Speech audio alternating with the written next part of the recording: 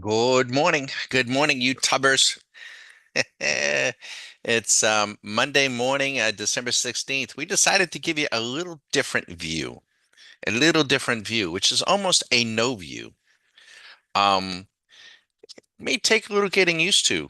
We're not sure, we may change this a little bit from day to day, so just know that.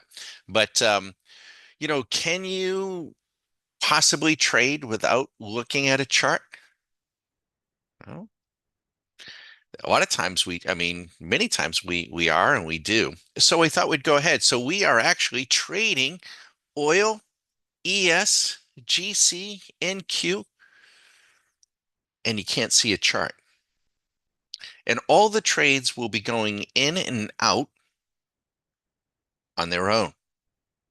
A little nerve-wracking. I don't know how they're going to do. I don't. So I'm going to be here. Now I can go and take a peek at the chart. I can, but I'm not going to bother right now. I'm just going to make sure that we get off to a good start. And now I can intervene. I could choose to do any number of things. I could put the orders in confirmation mode, meaning don't put the orders right into my account unless I approve them. But I'm not doing that right now. They're going to go in lickety split. They're going to go in on their own. At least they should. They should. And you should see them going in here on the strategy P&L. You should see them across the top. Could be as many as four, could be one or two at a time. And we should see what they do in the account. Now, I got plenty of work to do. I need to watch what they do for the day and compare and contrast that to the back test, to the forward test, and collect that data. Now, I hope they get off to a good start, but I don't know, right? Little anxious, little anxiety there. It's always the case, right? And you just have to do it. Have to do it to learn. Now, in time, we collect enough data on these.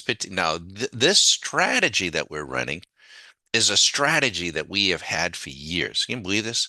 It's crazy because we've had this strategy for years, and I have never run this strategy in the configuration that I have. Never done it. I'm not sure anyone else has done it either. With all the members that we have doing all the different things that they do, I don't think so. They haven't told me. But I am going to tell them. So they get a chance to watch. And this is the beautiful thing, I hope, about Stock Market Academy. Our members are very, very busy people, very determined people, very disciplined people, very patient people, very creative, very curious, and they're all doing different things. And I am too. If we find a particular program of ours, anyone's, but of ours, that is running particularly well on certain markets, we're going to tell our annual members. That's why that little note down here says if any annual members are passing by and they see us doing something that they like or are interested in, or want to know the specifics, what is the program done? What are the inputs? What are the chart? What are you doing? We're going to tell them. Just know that, right? We don't anytime in a lot of times we're here showing you something that we're doing. Last week we still have other screens up where we're running beta indicators, something new. And if a member sees that and wants it, we will send it to them. And there's no additional cost or anything of that sort. We're just an open book on that for members. So do know that. So but the markets are open. It's a little nerve-wracking, isn't it? Because you can't see swing machine. I can see it. I can see it. But so we'll let you watch from here. I hope you find it interesting, and we'll see how we do. Now, maybe something that you have to, I always kind of think about, I don't have a self-driving car. Um, I think if I did have a self-driving car, I think I would have to ease into it somehow, right? I'm not sure that I could just go. Although I think down in Miami now they have Ubers, Waymo. I think Google has these Ubers, you just call them up at the airport and you just sit in the back seat and the thing just drives you to your hotel. Um, I think I'd have to ease into that. You may have to ease into robotic trading. You might have to. Might have to discuss how we might do it. We got some tips, but I want to give you a chance to see. Imagine, it's kind of like a self-driving car, a self-trading program. That's pretty cool, huh? Sit back, do your nails, read a book, listen to some music, get on the treadmill, pat the dog, take the dog for a walk, which I'll need to do in a little bit. We just got to make sure now it's a little, I mean, I hope I don't embarrass myself. I might, they may not do well, but if they do, you'll see them. But again, I'm going to be in a position where I can intervene. I'm going to try not to. I really am, unless they do something, they're not supposed to do. I mean, I don't want to be in a self-driving car and see the thing going through red lights. I'm not going to be happy about that. So, if you're in that self-driving car, you might want to get out or stop it or turn it off and start driving it yourself, which we could do. We'll keep you posted. And let me just take a little peek what we got going on. Oh yeah. Ah yeah. Yeah. See that NASDAQ under a little bit of pressure.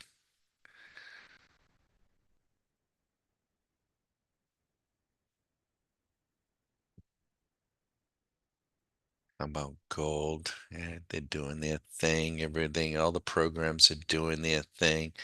Oil's in the middle. Yep. Yes is coming in a little bit.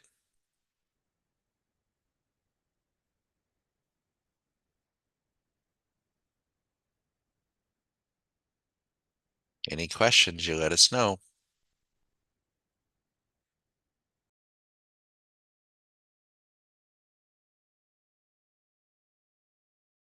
Now, these programs they're not going to trade a whole lot. Like this isn't super, super active. Um, Let me tell you or share with you the NQ will not trade more than let's see, four times. It's only going to have four trades max.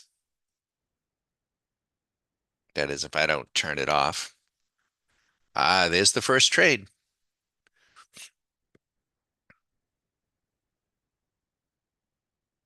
And it's a long trade. It's a long trade, interestingly enough. Let's the gold isn't going to trade. Gold's only going to have one trade.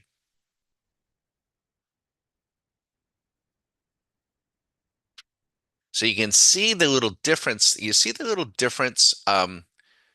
It's pretty darn close. That is the slippage. See the strategy.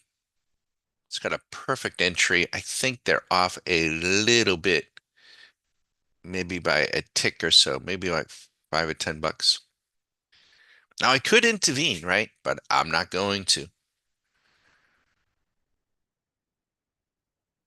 So this is where the robot is doing its trading. This is the symbol. This is the workspace, which is what the robot is. This is the strategy price. This was the time of the order. It went long and woohoo, woohoo. It just took a winning trade. Thank you very much. Now we could just shut off, right? Take the rest of the day off. Well, what the hell would I do with my rest of my day? What would I do? I play so much golf. $347. You do $300 a day. Now, what if this is just a what if? What if you have these four markets and you have this program? And if we have a really nice outcome, maybe, I don't know where we're going to be at the end of the day, but maybe we have a really nice outcome in the first hour. What if I run this every day for an hour? and I turn them all off once I make $300. That would be $6,000 a month. That'd be all right. I'd be all right with that. Kinda for one account. That'd be all right. Let's go look at the oil. How many trades is oil going to give us? And now what I'm not doing is I'm not taking you to a chart and, oh, look at this moving average and this stochastic and and this candle is doing that and this is doing this and that and I got a time cycle and we're gonna do this and nah. One trade, we're not gonna get a lot of trades, right? It's got a trade counter on it. Well, Bagger, how did you know how many trades? Oh, well, we optimized, right? We videotaped that too, by the way. Ramirez, we optimized that data. And then we stress tested it using the walk forward optimizer at TradeStation. Yep, took us a couple of hours. Let me go look here. How many ES trades? Well, we could get 5 trades on the ES. So it'll be the NQ and the ES will be the most active. Gold and oil, they may not even place any orders, but only going to be one. It's going to have to be exactly as defined. Pretty cool, huh? I can just wait with you. Maybe I should circle this, right? So this is a little different view. Now, if you're disappointed because you can't see Swing Machine and trying to, well, I want to be able to take off some trades. Well, that's not what we're about, right? So that would be, if that's what you're trying to do with us or with someone else, probably, I hate to say it, but you're kind of wasting your time. You want to get, if you want to get this bitch underway, you want to get your program trading underway. You got to get it underway. You got to get going. Maybe I should change that color from yellow. Got a decision to make here. Let me make that yellow so it stands out. There we go. Now you are live, but you are on a little delay, 30, 40 seconds. Now, if you are an annual member, you can patch in anytime you want. You can patch in at 2 in the morning, 7 at night, and you'll see whatever's on our screen, whatever it is we're doing. I'm not talking 24/7. We're not, but we're usually running something. And but I really, really excited. I got to be careful though, because um we're still got to collect the data and measure it. But I really, really liked what I saw in the back test on the strategy. And I really, really liked the stress testing that we did on it. So so far so good, but it's only trade number one. So we'll see. I'm bagging on. This is stockmarketcaddy.com. And this is the markets. Isn't it silly? I mean, it really, you talk about noise, right? Around the market. I mean, the markets have as much noise and speculation as those drones up in New Jersey. Isn't that wild? It's this, it's that, it's this, it's that. No, it's nothing. It's that. It's this. I mean, all kinds of shit being made up, you know? And it's just like the market, the media just make up a whole bunch of shit about the market. It's just machines. And the machines are programmed. I'm sorry if you think otherwise. They're programmed to go find buyers, stops, and go find sellers, stops. The machines create the volatility. They create the liquidity. It's fantastic. And we've been doing this since the early 2000s, and now you know it to be the case. You now know. I don't think anyone would say that it is. But, back in the early 2000s, there wasn't anybody. Now we have AI. It's only going to be more so.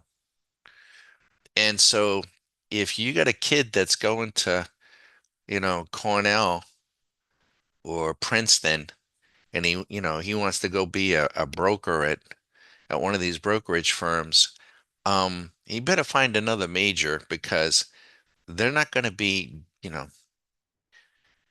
that those brokers and brokers, they're going to go the way of the buggy whip. You know what a buggy whip was, right? They're gone. We'll be here. Busy, busy. I really like this view, right? You're in the. I'm taking you for an Uber trade, an Uber drive. You're just kind of going for a ride, right? Nice. Wouldn't you like to have something like this? Maybe you would want to choose a different market. Maybe you would want to choose different leverage, right? You don't have to. Maybe you want to choose a different program. Maybe you want to have it trading more, trading less. Maybe, right? That'd be up to you. Maybe you want to have it trading micros. Maybe you want to put on so much leverage long and so much leverage short based on something else. Now, that'd be pretty cool. Now, if you're with a brokerage or a broker that won't let you do it, well, that's not so good. TradeStation will. The United States will let you do it. We're still, fairly free. Fairly. Where else can you have so much fun? What a hoot, right? Now, again, and I'm doing this. I said I just wanted to do something different. And because see, if I put a chart up there, you're gonna start focusing on that little, the little trade ball, exactly where that price is. Maybe you have to learn just to, like you say, maybe you have to, sit in the back seat of the car and let the car drive around in a parking lot to see, can it avoid that light stanchion and other parked cars? Can it really do that? It can. Can a trading robot really maneuver four different markets with everyone buying and selling, selling and buying, and all the noise and all the stuff going on? Can it really do that? Yes, it can, if you will enable it to. But if you need to be in control, I'm driving this damn car. Well, then you'll be fighting it, just like the golf swing. You got to kind of just let it happen. Let it swing. We'll be here. Any questions, let us know.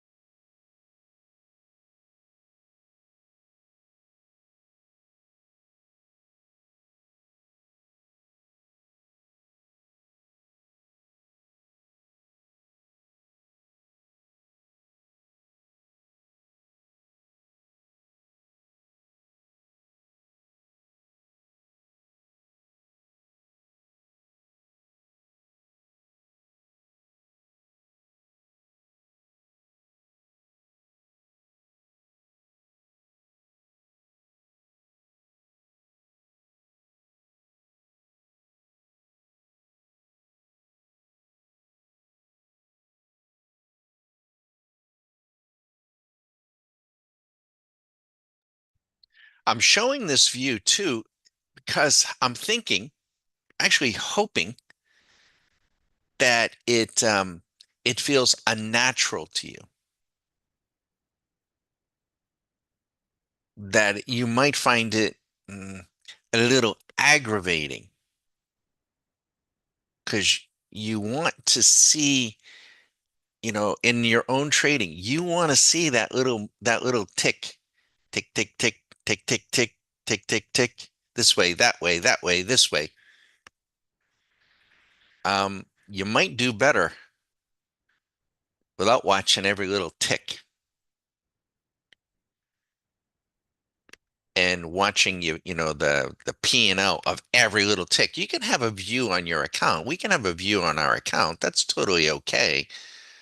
So I thought, I'm gonna change the view, so that you can get to see it. It's kind of like the back end.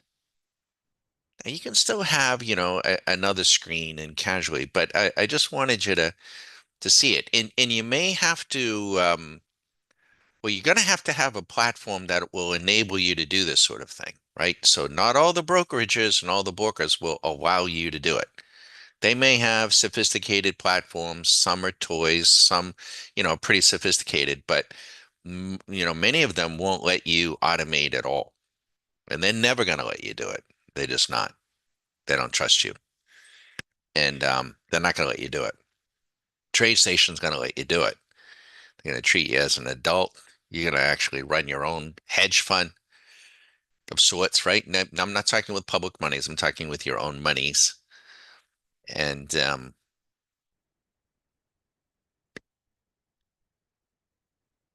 give you a chance, though. We just wanted to give you a chance of a different view, a different view. We'll see. Now, if I put charts up, that's when people flood in to the room because they want to like, what's he got? He's using a moving average. He's using a stochastic. He's got the moving average set at 3. Oh, he's using time cycles. Oh, he's using the Gann. He's using the this. He's using that. He's using this. He's using, you know, there's all that. There's a ton of shit out there. There's just a ton of it. Now, some of it can be very good, right? But a lot of it, can be pieced together. You can have, um, this is original code that we're running. This is original. You're not going to have this code, in a library at Schlub or some other whatever. You're not. But but if you are a member, an annual member to us, you're going to have everything that we have. And you're going to get an education on what it is and how you might use it. And then if you patch in and it's a Wednesday or it's a Friday or it's whatever, and you see us running something, you say, hey, Don, you send me an email. Hey, Don, I saw you're running such and such and such and such. Can you tell me what you're running? Can you tell me what you're seeing and what you're experiencing? I'm going to tell you. It's not a zero-sum game. Your success isn't going to hurt me. You're not going to be putting on enough contracts. It takes 100 contracts, 100 to move a futures contract about one tick.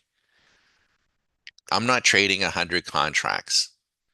Um, and the likelihood that our members, collectively, there's 100 contracts going in on the same, it just isn't going to be the case. It isn't, so I have been asked that. It's like, well, if it worked, why would you share it? Well, why wouldn't I? Why wouldn't I? It doesn't hurt me, right? So that's when someone says something like that too, that's born from they don't know what they don't know. It's one thing not to know something, not, not knowing what you don't know. There's so much every day. There's so much I don't know what I don't know. But when you think you know what you know, that that, that is when it becomes dangerous. Any questions, let us know. Oh, we got another one. Who is this? Okay, is the ESH. All right, so we had one trade and she is long. And notice we have a better fill.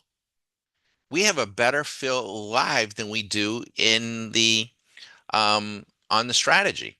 Notice, see, let's see if we, yeah, we got by one tick, we got a better fill. And that's, that's not unusual. Now, could I intervene? Could I go in and intervene and capture the 50 bucks? I could. I could. We could do that. We could have a little trade button and do it. I'm not going to. But this is trade number two. Maybe I should, but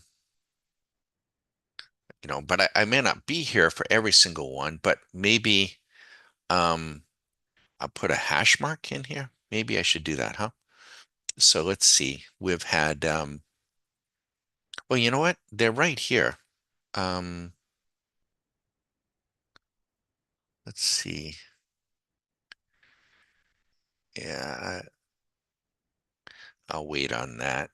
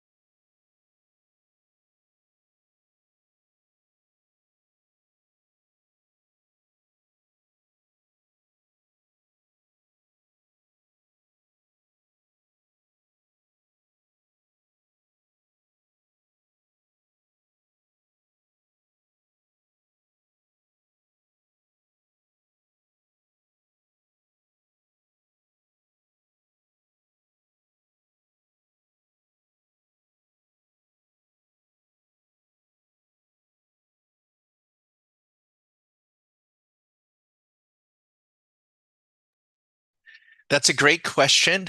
Solid 33. What is the margin? What is the margin requirements? So to trade the ESH contract, it's trading one mini contract.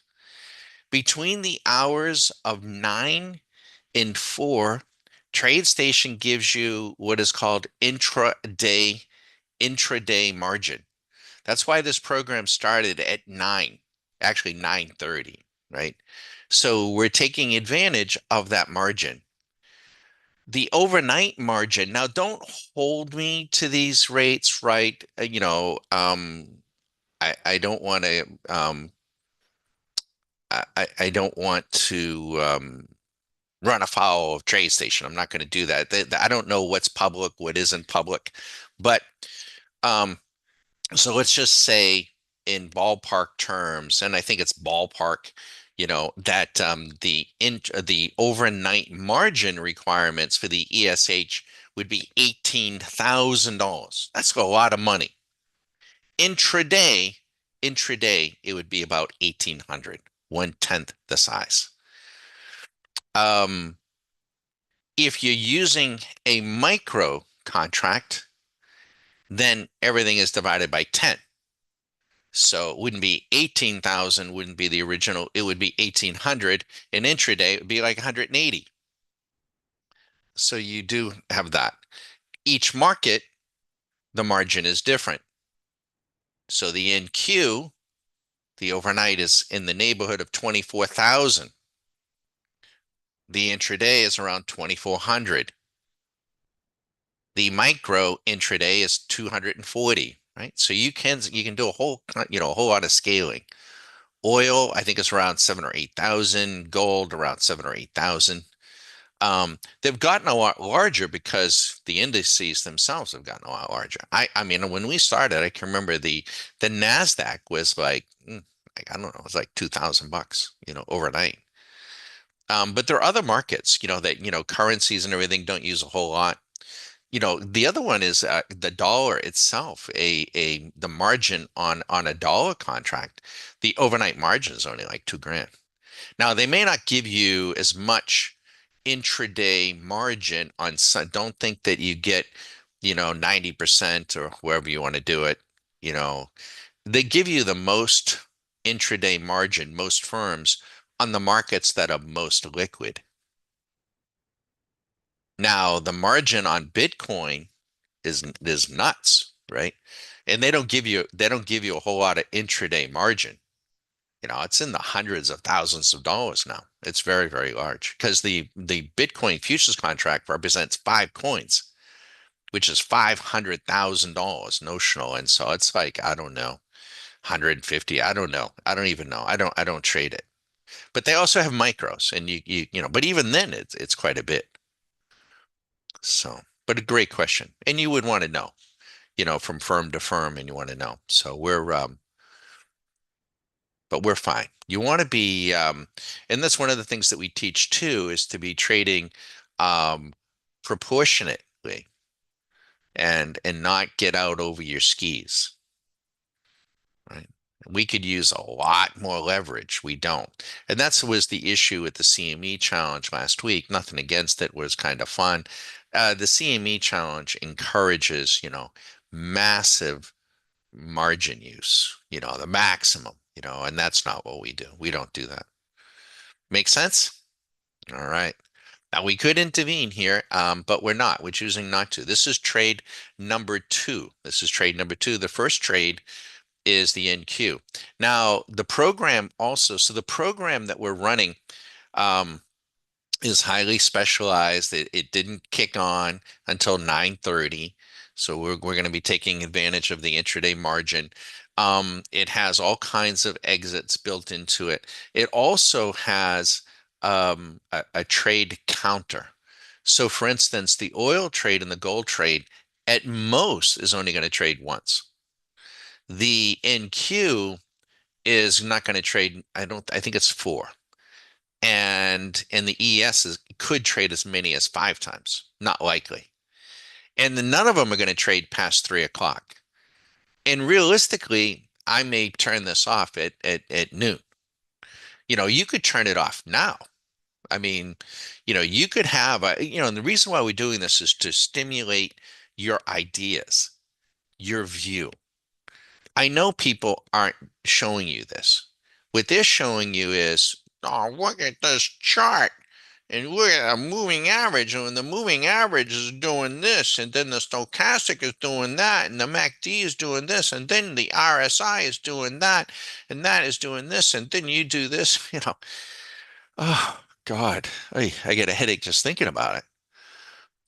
That's I don't know. It is what it is, and you know it to be what it is, right? Um, I'm not I'm just not going to do that with my trading life.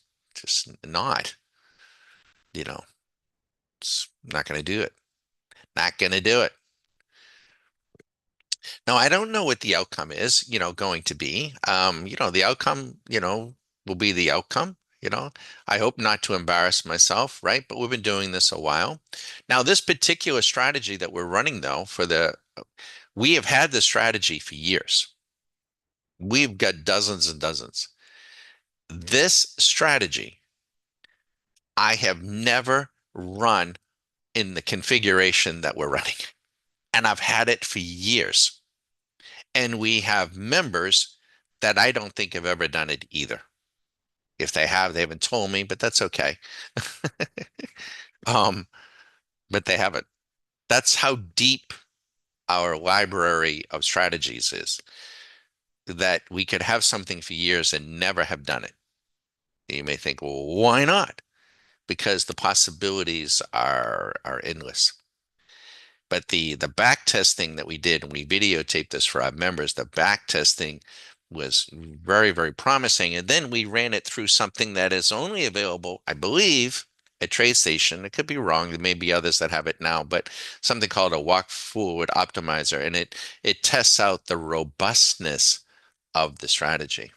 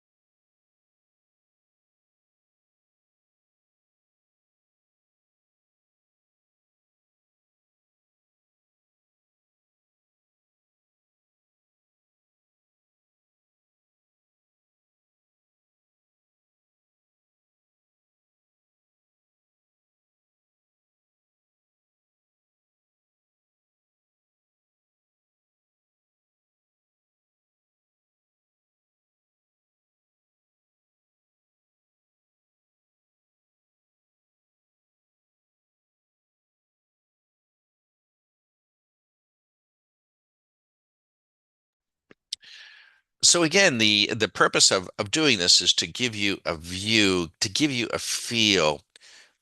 Imagine coming into your office and having all this predefined, pre-run or pre-qualified by you, not by me, by you, and then empowering it, you know. It sounds easier than it might be. It just like a self-driving car. I think it's kind of a novel concept. It sounds kind of neat, but it might be a little bit freakish, to sit in the back seat without a driver. You're the only person in the car, and this machine is taking you for a ride, from the Miami airport to your hotel. Be like, Jesus, you know, you may have to do it a few times. What route is this thing gonna take? Do you have, do you have, but you'll have no idea. Here, we're going to, during the Q school, we're going to have to take you down the garden path. We're going to have to show you how you set up this sort of thing. But it's going to be more than just setting it up and then just taking the program and just plugging it in and throwing money at it. You're going to have to learn. You're going to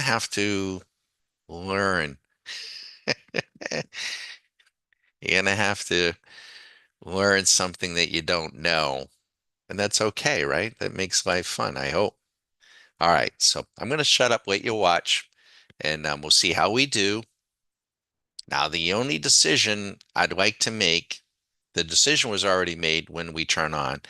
I could make a decision to turn it off, right? So if it gets, squirrely and starts not to perform really well, I could choose to turn it off, or if we get our money where we want it to be. Now, where I want it to be, where you want it to be, would be defined differently. Yeah, like I say, if we turn it on and you turn it on and you're up $346, and it's 10 o'clock and you choose you want to shut down. By the way, if you're using $2,400 in margin, which is what that would have been using, and you make $300, what is your percentage return? Right. Now, we don't really keep score with percentages. We keep score in something called profit factor. But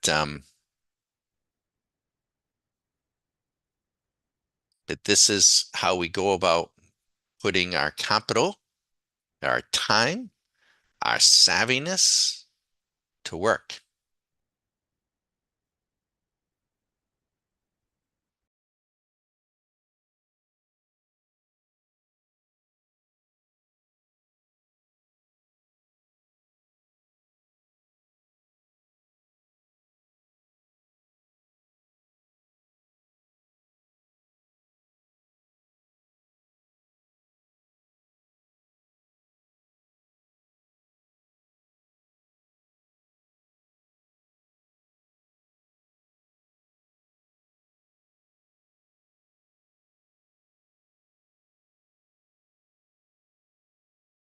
The question about margin, though, is an important one. And I'll just draw a distinction, and you can do a Google search on this for folks that are coming by that don't know. Solid probably knows.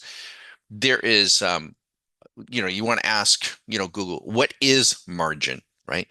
Margin is when you are buying and selling something and you're not, this way I would define it, and you're not expected to put up the full value of that something. You are only putting up a marginable amount of money. You got to have the assets and the qualifications to do it. So instead of, let's say you're going to buy a house for, $500,000. Um, they'll let you buy the house for a couple of days if only put up $5,000, and realize the value of the house, every couple of days, that sort of thing, right? Probably not the best example, but and when you take something overnight, they refer to, the overnight margin with the original margin. When you're doing it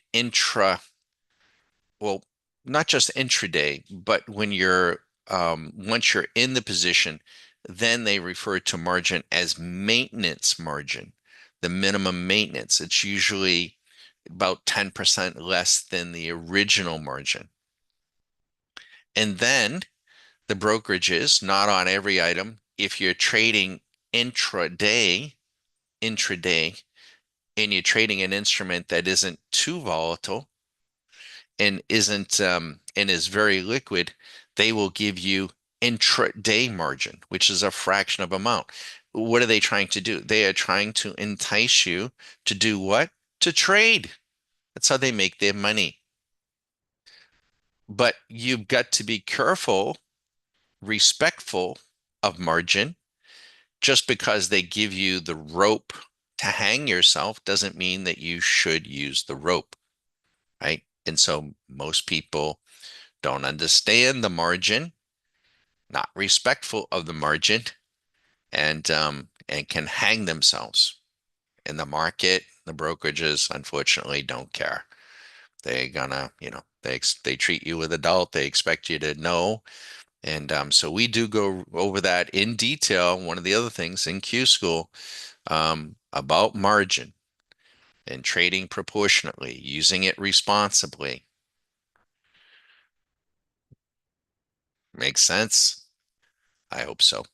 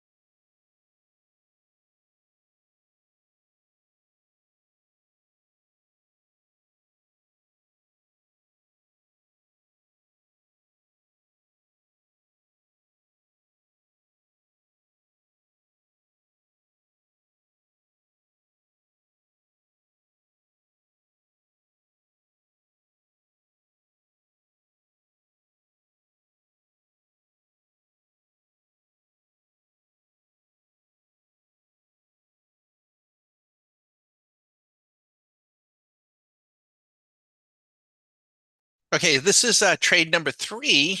So the ES took a loser and knocked us down, and but she's back again.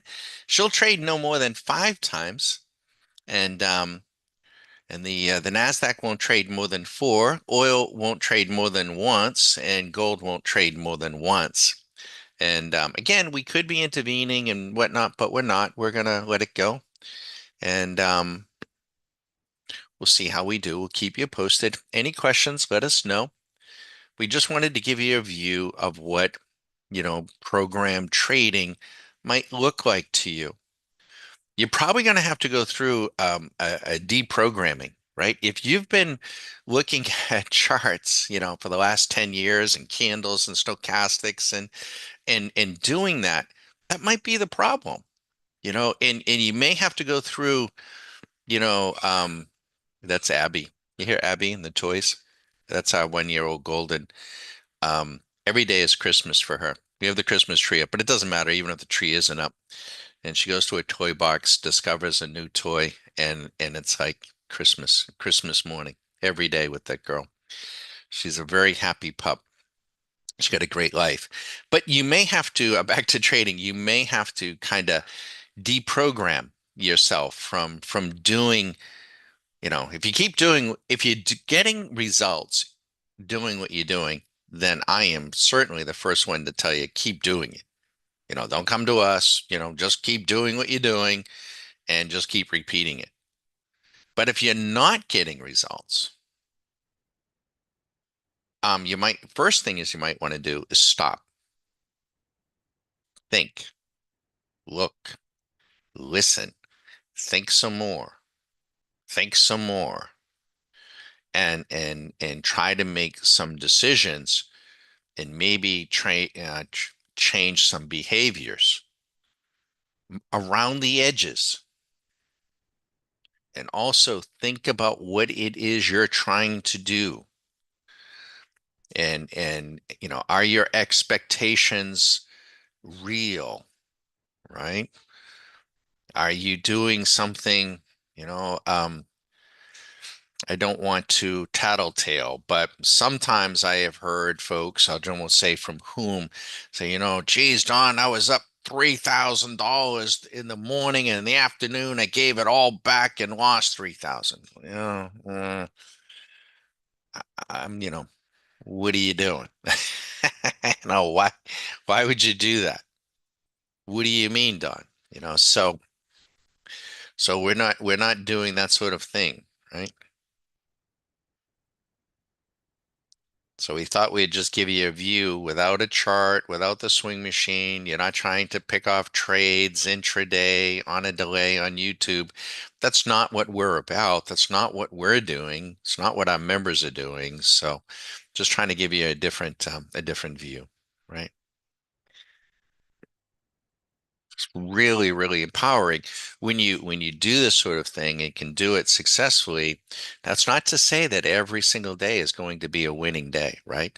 I mean, sometimes, we'll tune in and or our account, will be flush up, a certain amount and we can tell in the YouTube viewership will go up like, wow, the guy's up like $5,000 or whatever.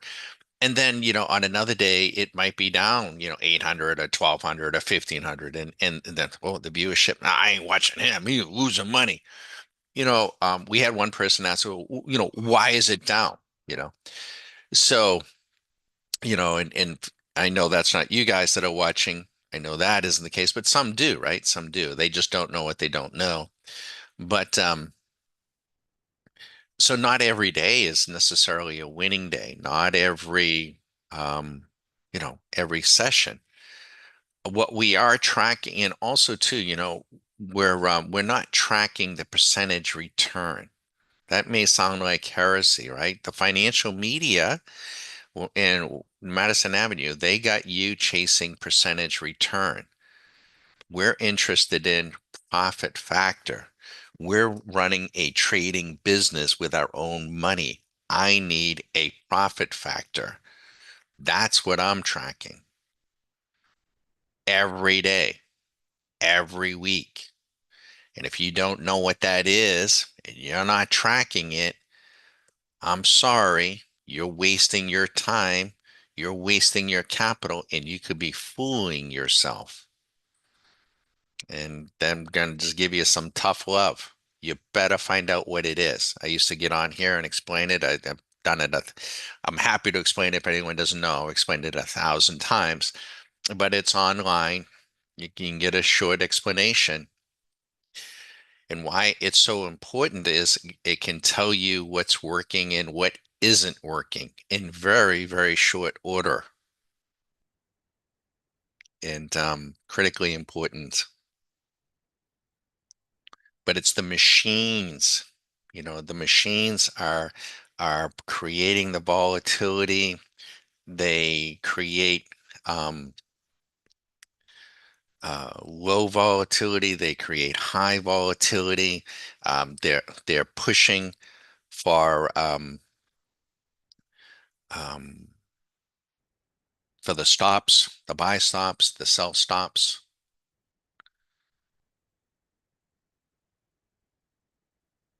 That's what they're up to. And you can either let them push you around or you can get your machine to manage your money, your time, your capital. That's what we're doing.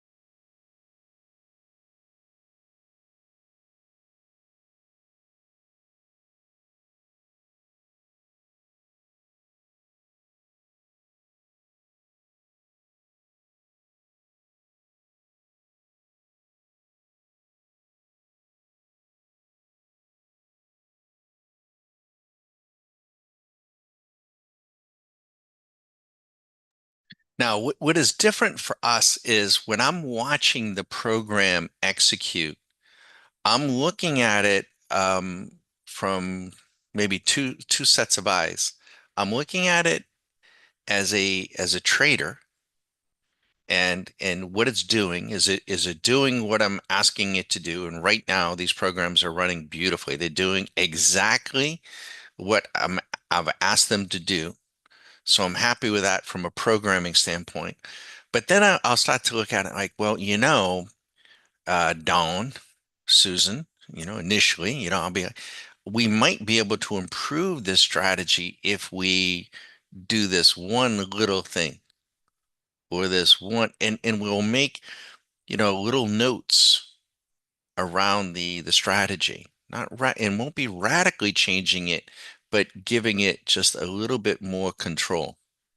And then what we'll have to do is we'll make those notes on paper, and then we'll have to, in the off hours, go into the trade station development corner and then begin to program. And now these changes may be small and they may be simple, but I just want you to know, the programming, sometimes it's simple and you would think it would be simple, but you make one little change to something and suddenly it changes something else, right? So there's sometimes not as simple as one would think. They affect the logic of someplace else. So you got to go very, very small. I think of my surgery experience. The surgeons, we were trying to affect and change their surgical approach, sometimes just one little aspect of their procedure. And they were very reluctant. They were surgeons, and they were very reluctant to want to do that, you know, because they didn't know, what the outcome might be. And it was important for their patient, important for the hospital, important for their careers, right?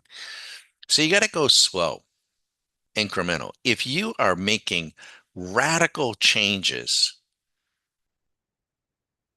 every day to your trading, you're probably not very close to where you want to go.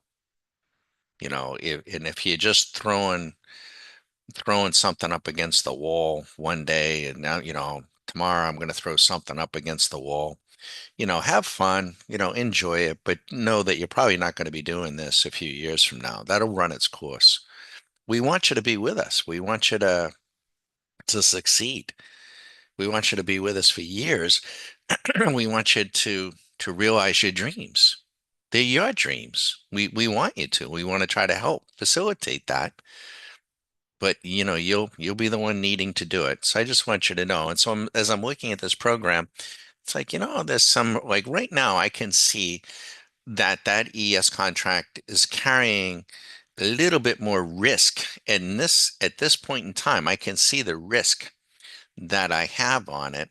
It's not unlimited risk, it's measured risk, it's back tested risk, but it's a risk nonetheless. And I'm thinking, if I made some adjustments to this program, I could probably alleviate that occasional risk. So that is the beautiful thing. There's a lot of people that can program, but they're not traders. There's a lot of people that can trade, but can't program. What we like about TradeStation, too, unlike other firms, I'm not going to mention them, they have like these little things they'll like plug and play, you know, the stochastic study or the stochastic strategy, and they just plug them in. Um, that to us seems almost like a toy. It seems like a very blunt instrument. TradeStation has their own coding language, and therefore we can do so much more, right? It's not, we can really, really sharpen the tool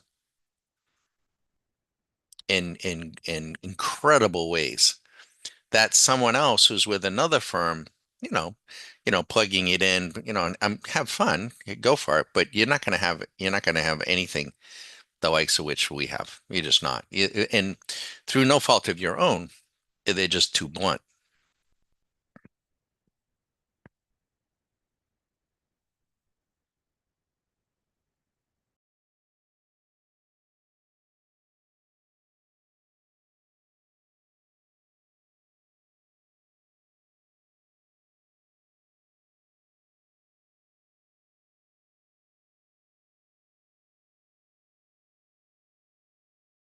Equally, the first trade that we had that paid that $340, it left a tremendous amount of money on the table. It really did. It left quite a bit. And so I can see that as well. So I'm already seeing from a trading point of view, but I may not make the change, right away. It may, we're just, this is an established program that we've had for years on something that we haven't done. So I'm just making notes. And I may not even attempt to make those changes until the end of the week or so, maybe a week or 10 days. And then we might do some things so that we do what? We get to put ourselves in a better position to capture more profit and make sure that we keep the risk really small. It's always measured. When we do this sort of thing and we create beta strategies and we add it to our library, our annual members get all of that, right? There's no added fee, there's no added cost. So we're in here every day, just like they're in here every day doing their thing, and but we're also trying to make the tools hopefully better, sharper, and that's what we're up to.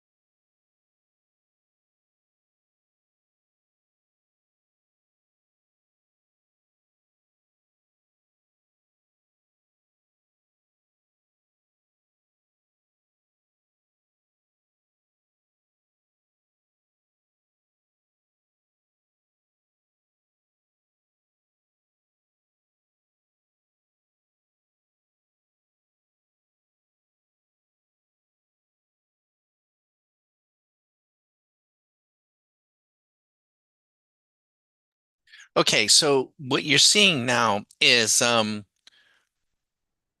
we'll see how this plays out. I intervened mechanically on the ES contract.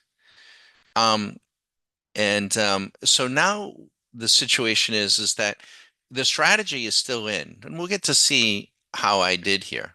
I'm thinking that the risk right here, and it may be something that again we can program for, but I didn't like the risk reward view that I was seeing. And I could have it wrong, right? If the strategy goes on to make $1,000, well, then maybe I was seeing something that, I shouldn't have been concerned with. So we can always do that. But so the strategy is flat in the real world, but in the strategy world, which is what this is, it's still calculating. It's still operating, but it isn't in my account.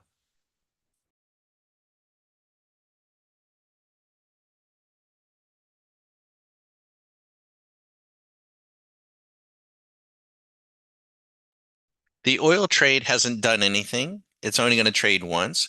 The gold trade hasn't done anything. And I think it's only going to trade once. And the NQ again made its profit, left really left quite a bit of money on the table.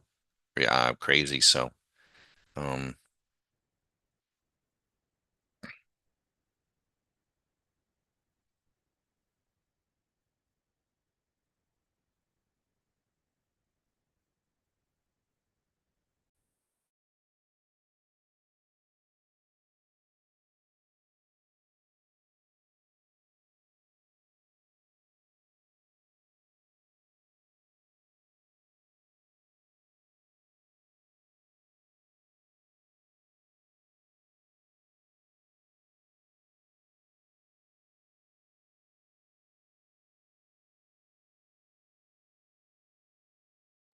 now we have been up for an hour and 35 minutes.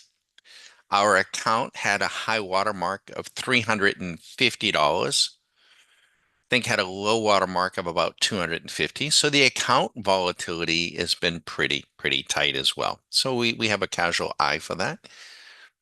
Talking about the account, this, profit for today. We'll be back in a little bit. Any questions, let us know.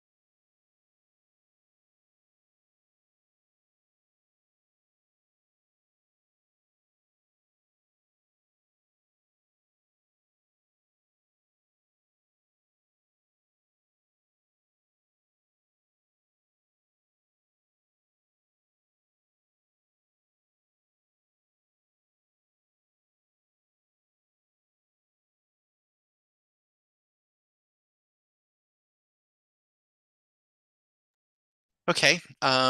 Okay, and there we go. We got this is the first trade on gold, actually. And I would rather have been a buyer of gold, but the machine has got it. So we're going to see how it does.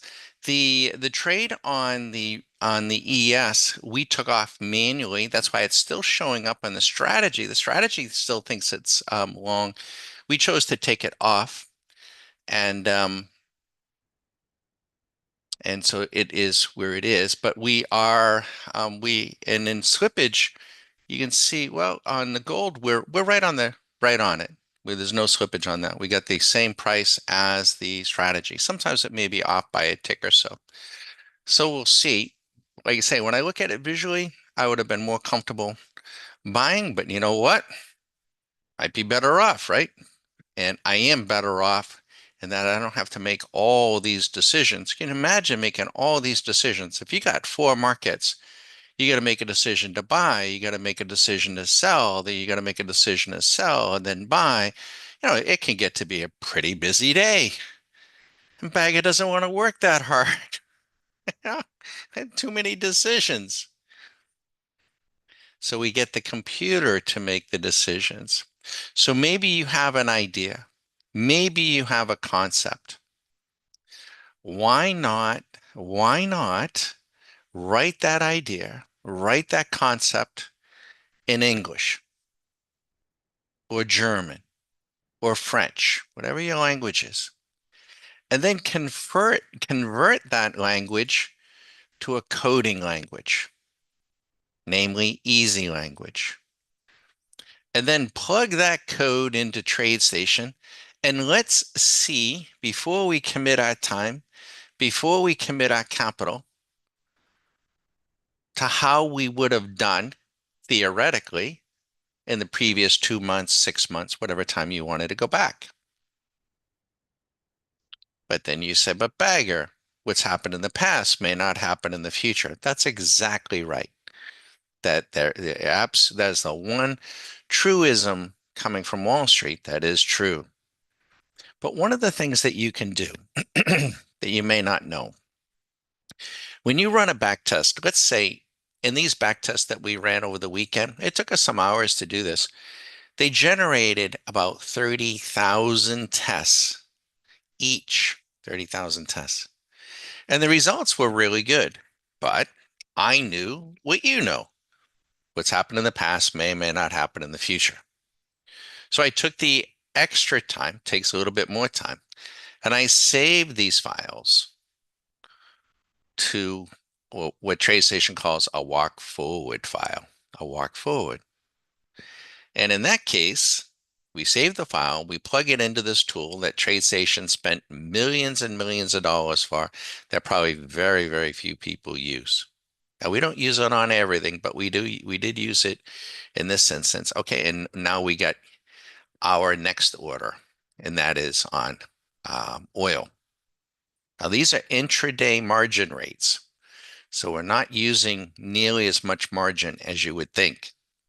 And that oil trade, we are short.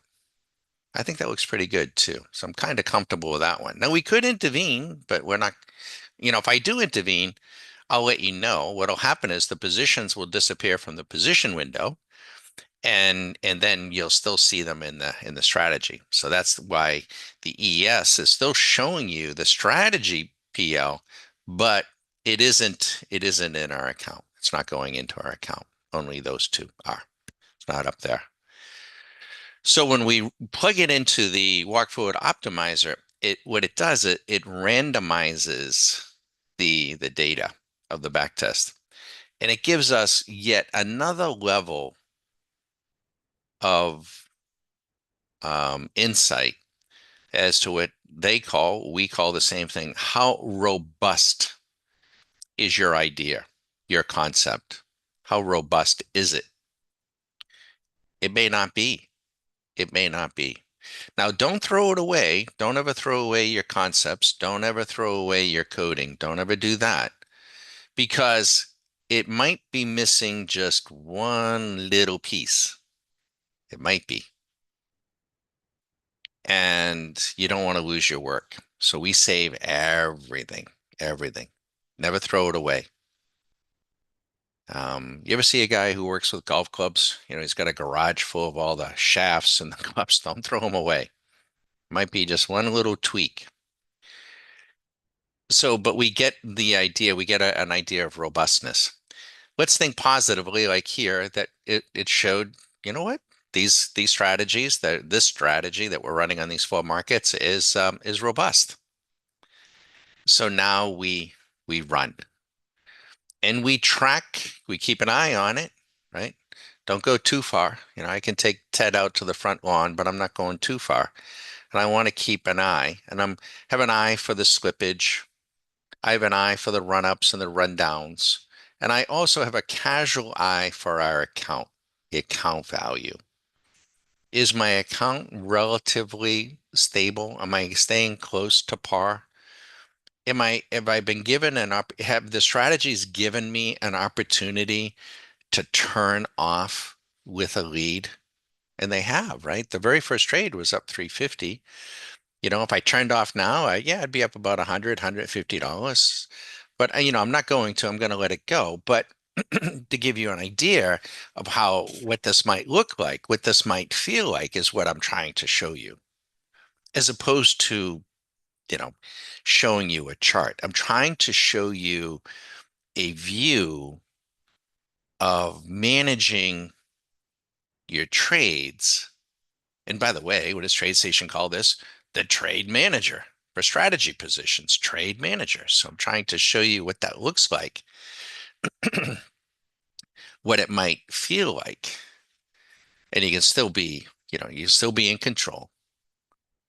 And what it feels like, at least to me, it feels like I have somebody sitting beside me helping me. So it's a beautiful thing, right?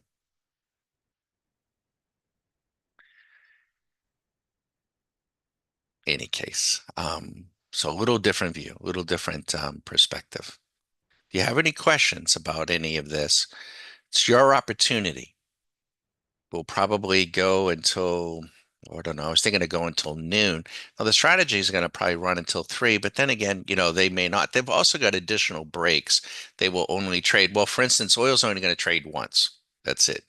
That's what the program told us. Just do this once over the last 4 or 5 months. Just trade it once and call it a day. Gold, same thing. Just trade it once. NQ, trade it 4 times. ES, you can trade it 5 times. But that's what the back test told us. So that's what we're going to do. But there's no, there's the whole, I don't want to say there's no holy grail. There is a holy grail. There is. It's you. You're the holy grail. You can choose to do this or not do this. You can choose this or that or this. It's going to be you, not me, not Susan. It's going to be up to you what you want to do. And you don't have to come to us. You can go to anybody.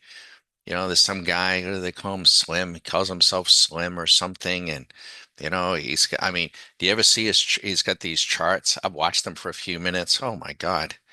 It's hieroglyphics. I've been doing this for decades.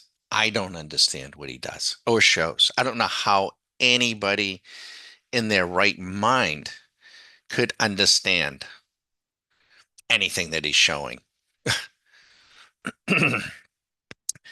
Some of these strategies are, you know, some of them are very sophisticated, very elegant. The coding is always elegant. I'm very proud of our coding, but some of them are remarkably simple, really nice. Sometimes simple is good. A lot of times simple is good.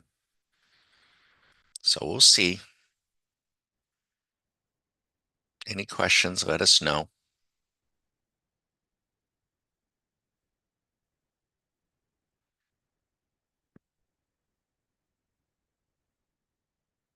And we're not showing the chart or the details of the strategy, not to be mean. We're not. We're trying to, in case folks are trying to shadow trades, What we're trying to show you is, what it might be like for you. Can you imagine? I think most people find this hard, to trade all day without looking at a single chart. Never put your hands on that mouse, or maybe just do it once or twice. And I'm talking once, like to exit, with a profit.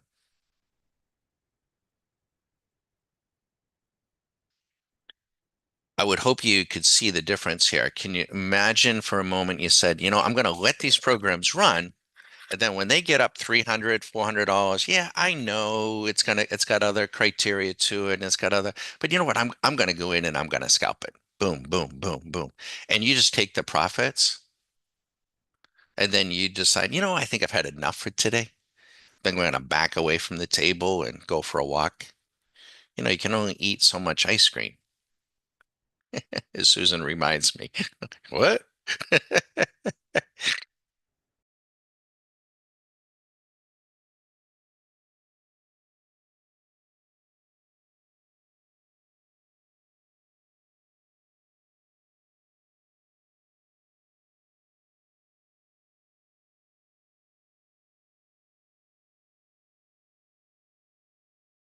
Okay, so Susie is done.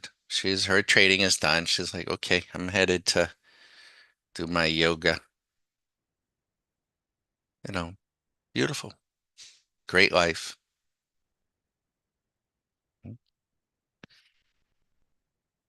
Now, if you want me to make up some stories about the market, I can do that if you want. I'm kidding. But it is storytelling, isn't it? Mm. Somebody tweeted out, I saw it today. I got to get a copy of it. It's of all the, where is it? I gotta go. It's remarkable. Absolutely remarkable. Let me go read this to you. Somebody took the time just to do this. And all right, how many of these legacy media lies, stories did you fall for? Now, here they are. This guy's made a compilation. The Russian collusion, that was one. The Inflation Reduction Act reduces inflation. You know, isn't you gotta love DC, right? How about if you live in New York? I'm sorry, Governor, Hochul, what a moron, right? She's given everybody, nobody in the state of New York can afford anything, or most, are they're struggling, right? And she's got a big media campaign, right, which is all about her.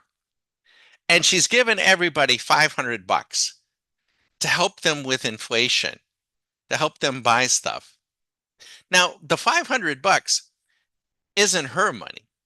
It's the people's money. But when the government introduces money, what do you create? Inflation, you know? So it's crazy, I mean, it's like, what in the world? But who's going to give her a hard time? Hey, she's given us $500. Why doesn't she just give everybody 50,000, 500,000? Oh, you know, the next one, Trump called, yeah, this is beautiful. Trump called neo-Nazis fine people. Jesse Smollett, remember him? Yep. Remember how they had all that? Remember this one? Bubba Wallace, the garage pole. Oh, I gotta grab this call.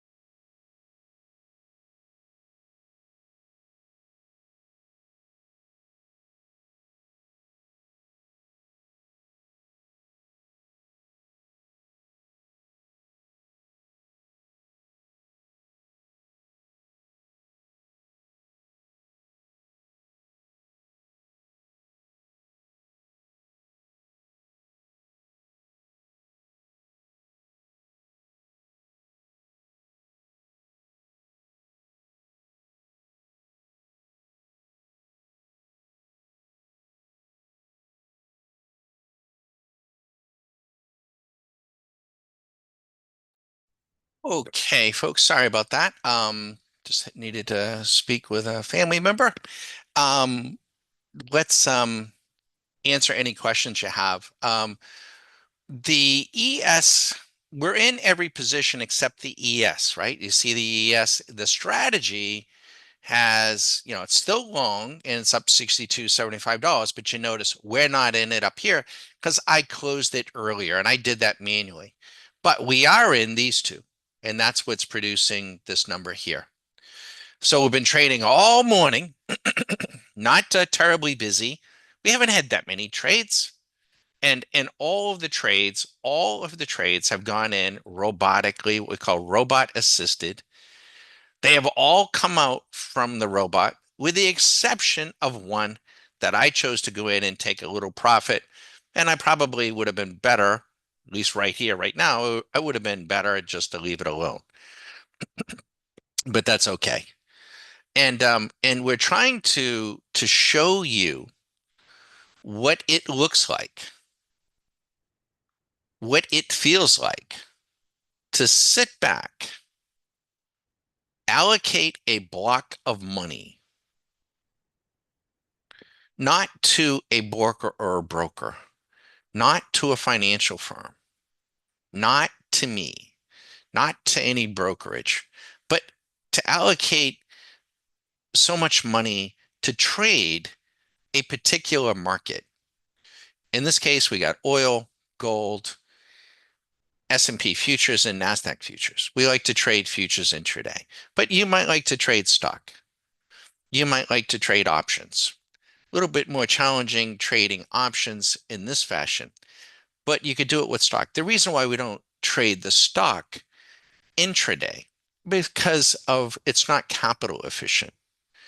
If you were trying to buy 100 shares of Tesla at $440 a share or wherever it is, that's $44,000. And then that money's got to settle out, and even if you make 500 bucks, you're using $44,000 in capital to make $500. It's not smart. It just isn't. I'm not passing judgment on buying stock or selling stock. It's just that it's not capital efficient to do that intraday. Futures is. If you want to go out a few days, a few weeks, a few months, then options are a beautiful instrument. If you want to invest in whatever it is, Tesla, whomever, sure, buy the stock. But entries matter. I can't impress upon it, they matter. Entries are very, very important um, because you get a poor entry, um, you're not going to be in a good place. Makes sense? All right. Any questions, let me know. But we thought we'd give you a different view so you could get a feel and just imagine, you know, your trading is going to get really boring, and boring is good, you know. I'm muted. Why am I muted? Huh. Can you hear me? Let's see. Can you hear me? Maybe I was muted earlier. I was moving about. Can you hear me now? Is that great?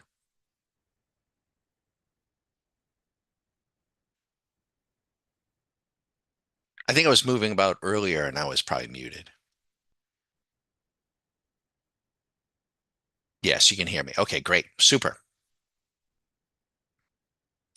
Oh, wow. Showing AMD. Yeah.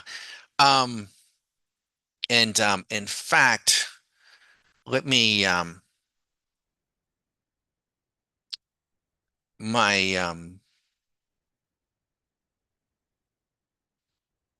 let me I'm gonna open something up here. In fact, I wanted to see, I don't want to change this view over here. Um, let's see here. I'm gonna open up another workspace. And I was looking at AMD. I had a family member that happens to be in AMD. And so I wanted to see AMD on Swing Machine. And let me see if I can do this here. What workspaces?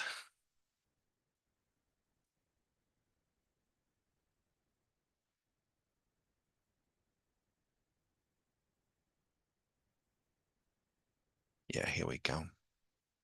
Um, SMC intraday futures. Here we go. Open this up. So I want to plug in, I'm doing this out of view. So AMD, and I want to look at AMD on a daily basis. Yeah. So see, yeah, this is brutal. Um, AMD, so my family member was in AMD or is in AMD. Swing Machine on a daily basis um went short 33 days ago, which means that they've lost 14.62% of their portfolio in 33 days. Now, if they had shorted it, they'd still have that capital, but they didn't have to short. But if they just got out,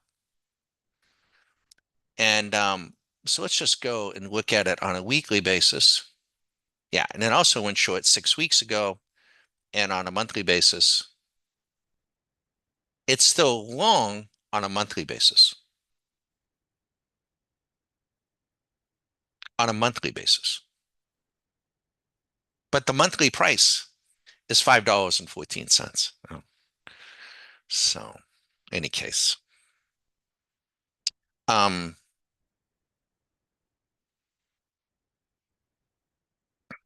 so again, here though, we're just trying to provide folks a view of what a program trader is looking at, right? Now, like I say, if I had put up moving charts and tick charts and everything else, would probably have 50 people or 30 people, coming by, and that's what they want to see and everything. What I'm trying to share with you is that you might do better not looking at a chart. Mhm.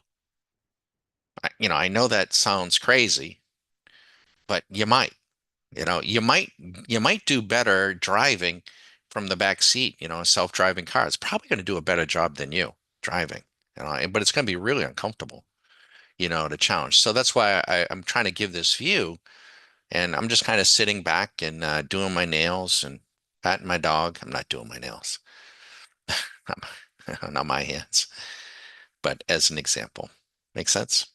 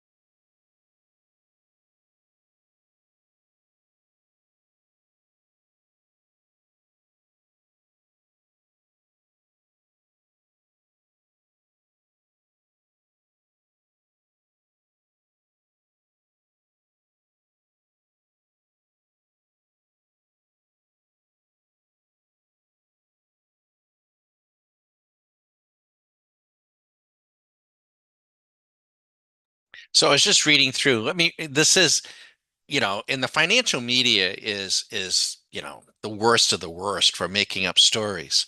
These are some of the recent mainstream legacy media, stories, hoaxes. Russian collusion. The Inflation Reduction Act reduces inflation. Trump called neo-Nazis fine people. Jussie Smollett, Bubba Wallace garage pull. That was the guy who supposedly had a noose hanging, from Hunter Biden's laptop was Russian disinformation. The Covington kids, Governor Whitmer kidnapping plot. Justice Kavanaugh was a rapist. Trump said drinking bleach would fight COVID. Russia bombed their own pipeline. The Trump PP tape. COVID lab leak was a conspiracy theory. Border agents whipped migrants. Trump saved nuclear secrets at Mar-a-Lago. The Steele dossier. Russian bounties on U.S. soldiers in Afghanistan. The Muslim travel ban. Andrew Cuomo showed the best COVID leadership. The ghost of Kiev. I remember that. Trump built cages for migrant children. I don't know. Austere religious scholar. I don't even know what that is.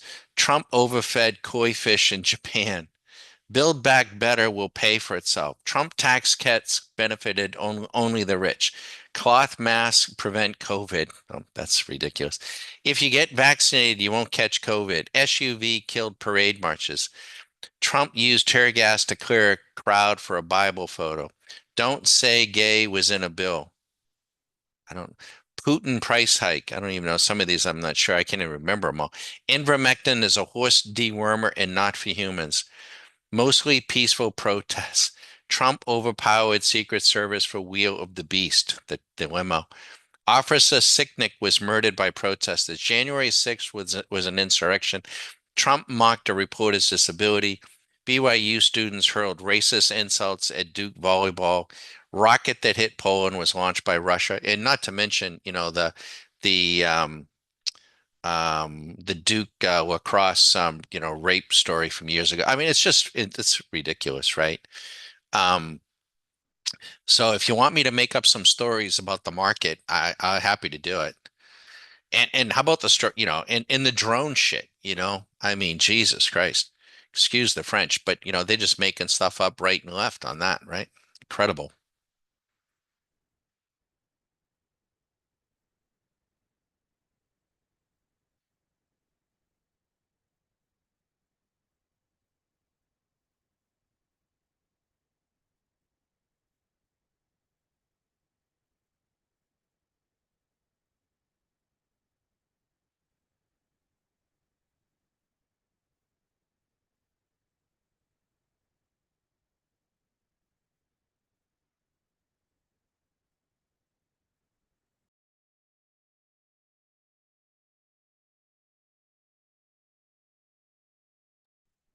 Now, if somebody comes by and asks me, why is it down? I'll look at that Zegrid. Yeah, now I'm not giving an opinion on AMD, right? That was a daily, weekly, monthly view for somebody, looking to make, a decision. Do I want to own this or not own this? Regarding AMD, given I have a long put for the monthly option, January 17th, 2025, when do I roll the contract? Um, when did you got a long put? Oh, so you bought the put? You bought a put?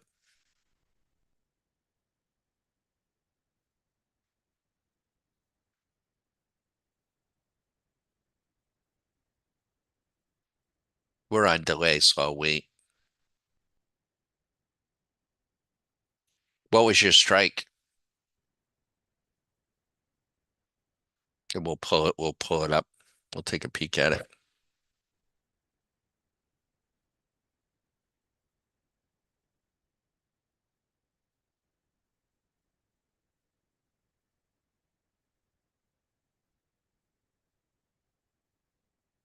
You got it last Monday. What was your strike?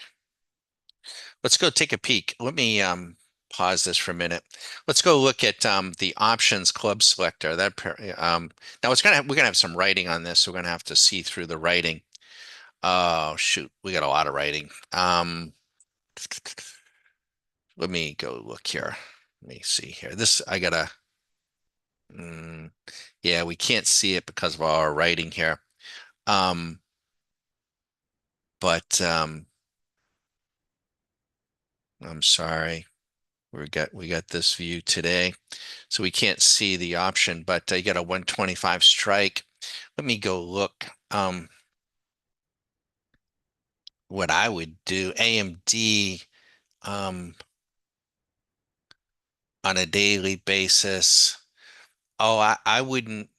On a daily basis, you're I wouldn't want to be holding a put down here. So, but you do your own thing. Don't let me, probably going to go lower now that I say that, right? But um, I would be. You got a 125 strike.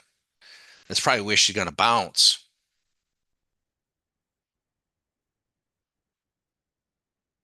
AMD. She's trading at 126. She's down. She's on a daily basis. She's down into panic.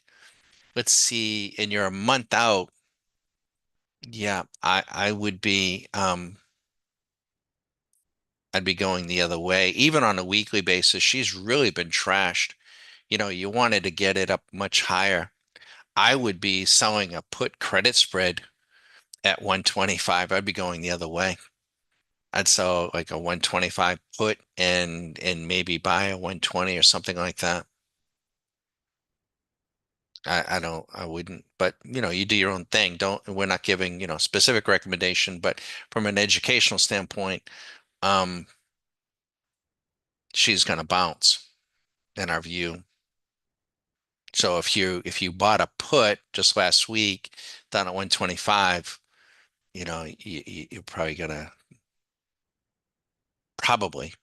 unless you get some other reason for in there. I'd rather sell a put credit spread. You say you sell a 125, 120 put credit spread, and then for January 17th, and just let the thing decay, put time on your side, your probability of profit. Your probability of profit when you buy a put, your probability of profit is 33%. Your probability of outcome here is makes it even less because it's not in the right position. If you sell a put credit spread here on AMD, your probability of profit is about 33%, excuse me, 66%, and the probability of outcome is very high. You'll likely, over the next 20 some odd days, 20 to 30 days, you're likely to see, AMD bounce back up into about 130, maybe as much as 134. And if you've sold a put credit spread down there, the money will be yours.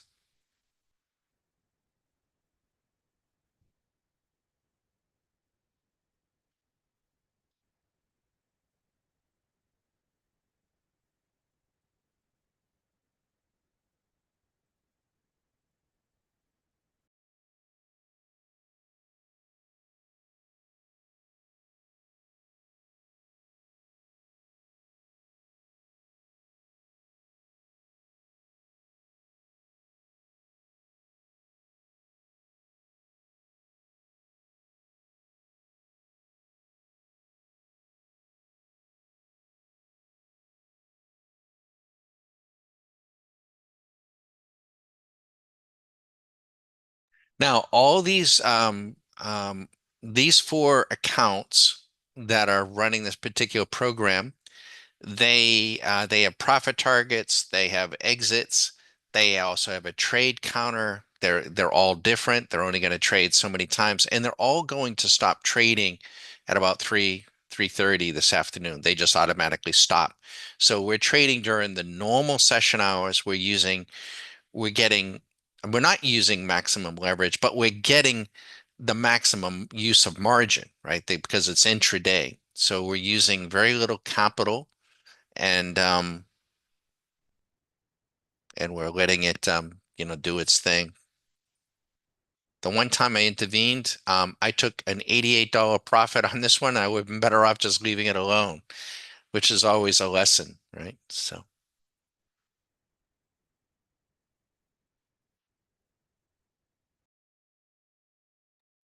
you're welcome, Zagrid. Zagrid, when we do options, when you buy an option, time is not your friend. Time is against you. So you need to know that when you buy an option. When you buy a singular option, when you buy a call or buy a put, your probability of profit, probability, not probability of outcome, but your probability of profit is 33%, which isn't very good.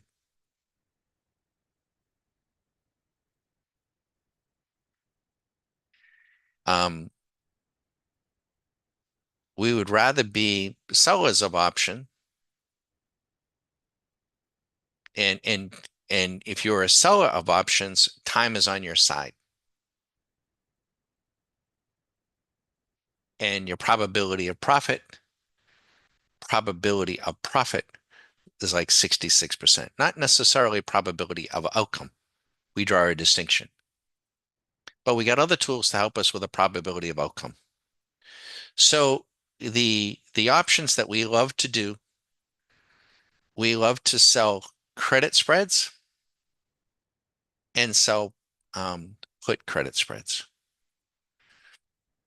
Puts our probability of profit at 66%. And if we get them right, which we got tools to help us do that, we're going to have a probability, we want to have a probability of outcome that is like at 90, 95%, very, very high. We can do that statistically. We absolutely can do that. And it's all math. Trading options is as boring as this is. If you are looking at charts and making decisions to buy and sell options just on a chart, I think you're going to have a hard way to go. You want to do the math first. And then, and I'm okay with it. I know others aren't, um, none other than, Tom Sosnoff, pretty smart guy, founder of Thinkorswim, does a shitload of options, he's a pro. He's not a chart guy. And I get that. He is right. It is all math. It is. But our only deviation from that is once we do the math, I don't have a problem if a person, once they've done the math, then wants to look at a chart. I'm okay with that. And also if they want to, consider a little narrative there, because it's going to be a few weeks. Our sweet spot on options is 35 to 45 days. We've been doing zero DTEs before they were, I guess, called zero DTEs. So we just call them short dated options. We don't do a lot of them, but we will. But they are all and when you do an option, I don't think you're watching every single tick. I don't think so. And so this is a kind of hopefully a little interesting or a different view. Of course, if I put up a chart with the program on it, we would have a lot more people looking and they want to, try to bird dog this and bird dog that. You're not going to have the same thing. You just aren't. And just going to be wasting your time, whether you're doing it with us or with someone else. Um, for our members, we give them everything. And we give them the settings. They understand the concepts. They understand how the strategies are working. We don't hold anything back. I mean, they're a member and we give them everything. We give them, what we're, our back testing is looking at, what our forward testing, what we're doing, at any hour of the day. Um, and in the end, they're free to do what they want to do.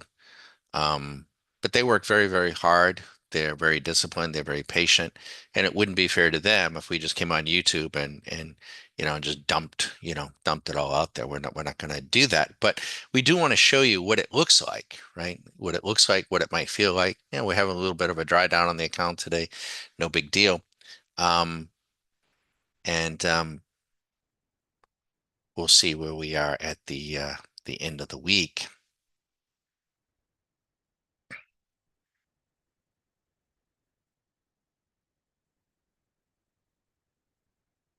We're doing something very specific. We have a strategy that we've had for years, but we've never run it in the configuration that we're running it now, which is crazy, right? And I don't think anybody else has either. And yeah, and sure enough, here's the one that we took off, and she's up 300. That figures,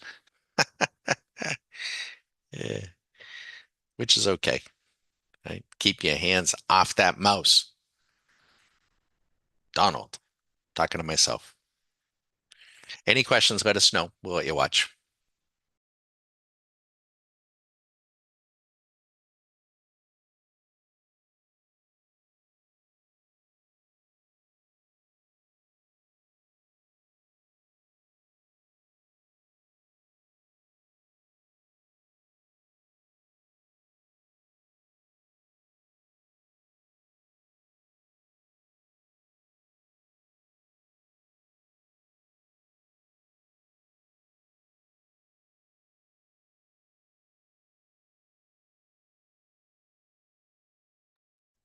Yeah, Frey is asking on the daily nightly videos, is there anything specific that you cover? Yeah, yeah, definitely.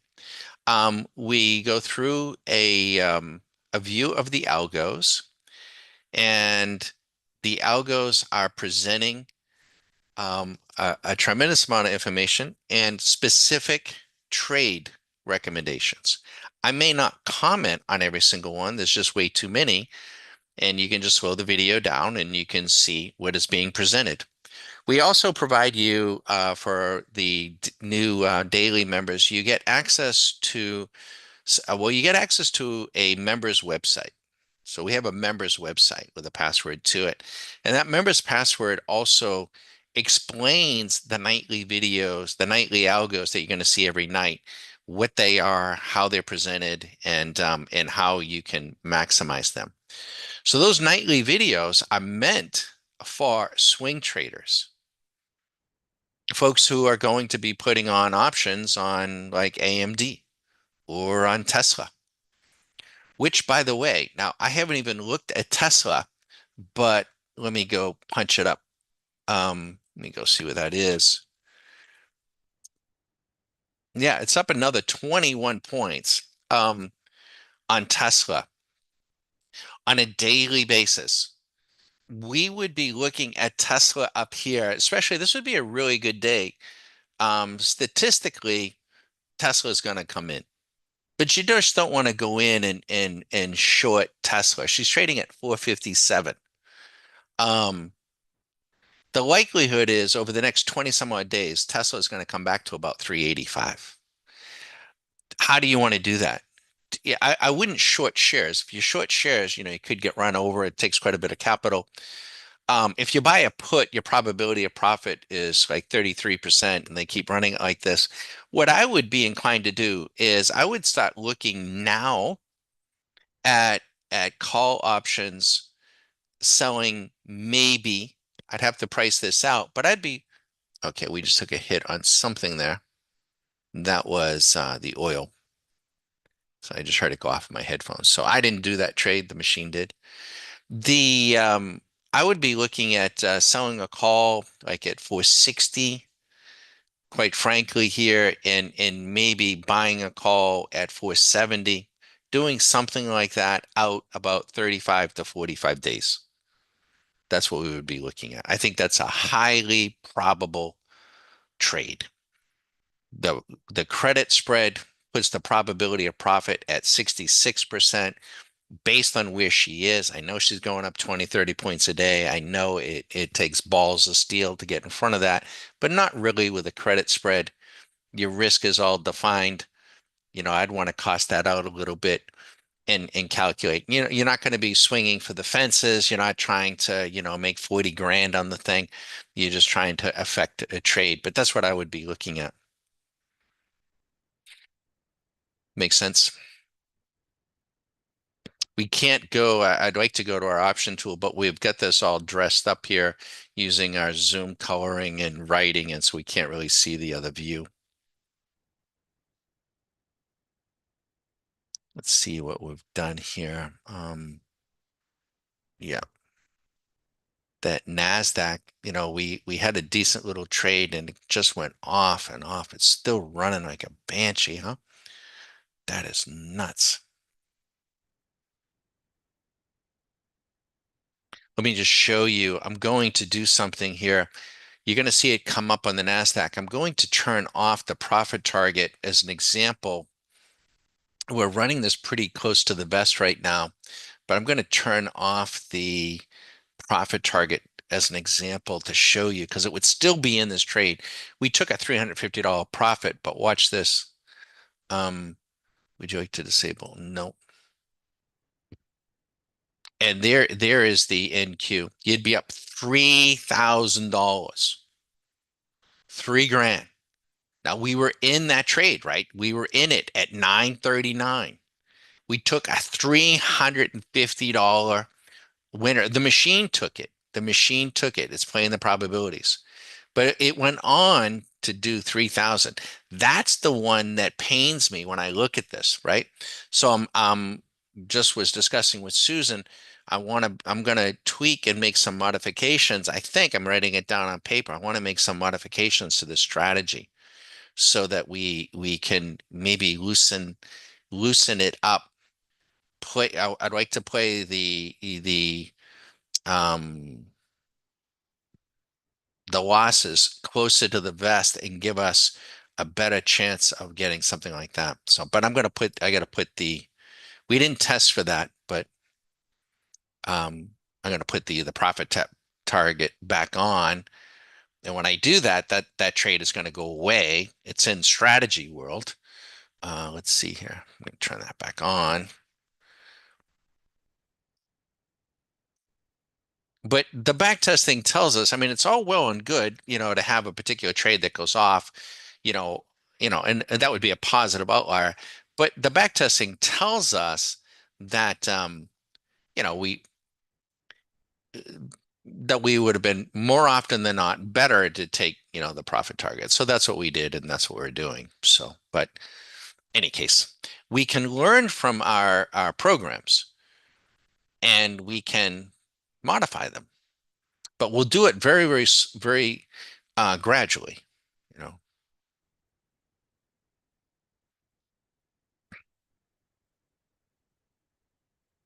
No, that was oh my God, since last night. No, that was from this morning, Frey. That was at 9:30 this morning, that trade.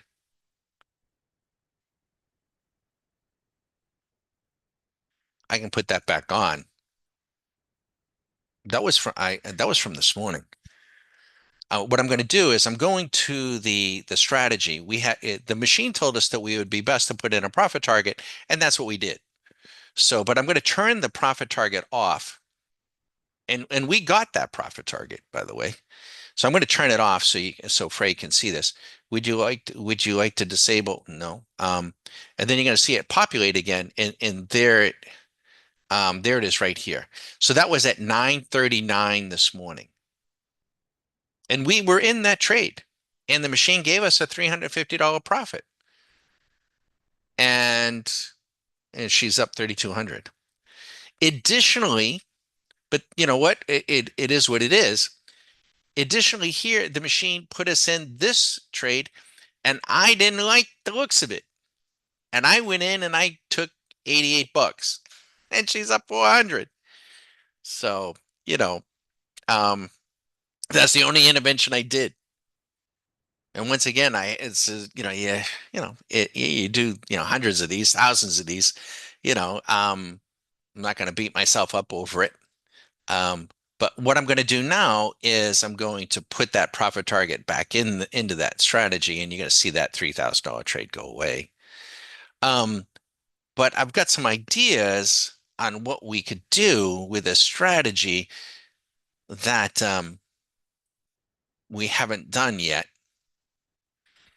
to do two things: to tighten up the losses and to loosen up the profit side to do those two things. And I think we could probably do even better. There are things that we can do. There are always things that we can do from a trading standpoint, right? But there's also an infinite a number of things that we can do from a trading standpoint or a coding standpoint. I just need you to know that. And we tell our members what a lot of those things are, um, because we want them to be curious. We want them to, challenge us and challenge themselves. And or sometimes they'll ask us to do things that be like, I don't know. I don't know if we can do that. And we will try to do it. And so to give you an idea of some things that you may not know, like we can get, and if you can do it from a coding standpoint, then you can back test. Like so maybe you have an idea. I don't like moving averages, but maybe you've got this idea about a moving average, you know, crossing a moving average. But maybe it's not the first cross. Maybe it's got to cross like three times. Well, we can code that. We can say, don't take the first cross, take the third cross, or tell us how many crosses it should be. We can do that sort of thing. We can identify double tops and double bottoms and triple tops and triple bottoms. We can identify you like candles, we can identify candles, on any time frame. Um, we can, if you know a strategy, the winning trade is in the strategy on average, 13 minutes over the last 6 months. Well, if you're in the trade and it's 15 minutes or 20 minutes, maybe you want to come out and the machine will take us out. Well, all kinds of things. But that calls for original coding. And I'm not taking anything away from, the other firms that have these libraries, these plug and plays. Um, the machine wants to make money and it's good at it. The machine is very good at it. The machines. And it's also playing the statistical probabilities. So kind of kicking myself that I went in and did that, but I did what I did. So, and then what happens is I also skew the results too, right? So I try to keep that to a minimum.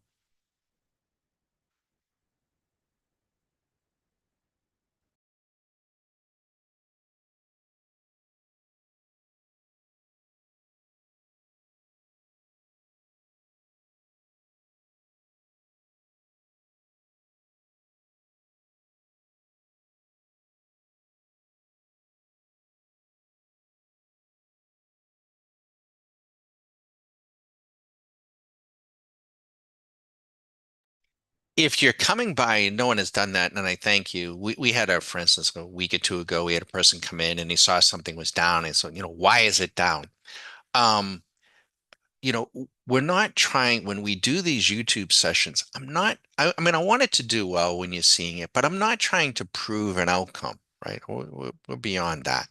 I'm not trying to prove an outcome one way or the other. I'm not, because, I don't want you to join us to run this specific strategy. We got so much more, so many other things.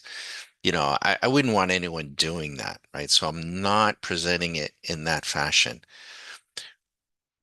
We're presenting what we're presenting to show you what something might look like, what it might feel like, what it might be if, because I don't think you're seeing, I see what you see online. I don't see anybody doing what we're doing. I don't. I hear about it, but I don't see it. They don't really show it. Um, and so we just kind of want to show you, kind of what it looks like, what it feels like, what it might look like. And if it resonates with you, we hope from there that you'll go look at the website, you'll give it some thought, you'll think about what you've been doing, you'll think about it. That's all. Think about, what you're up to.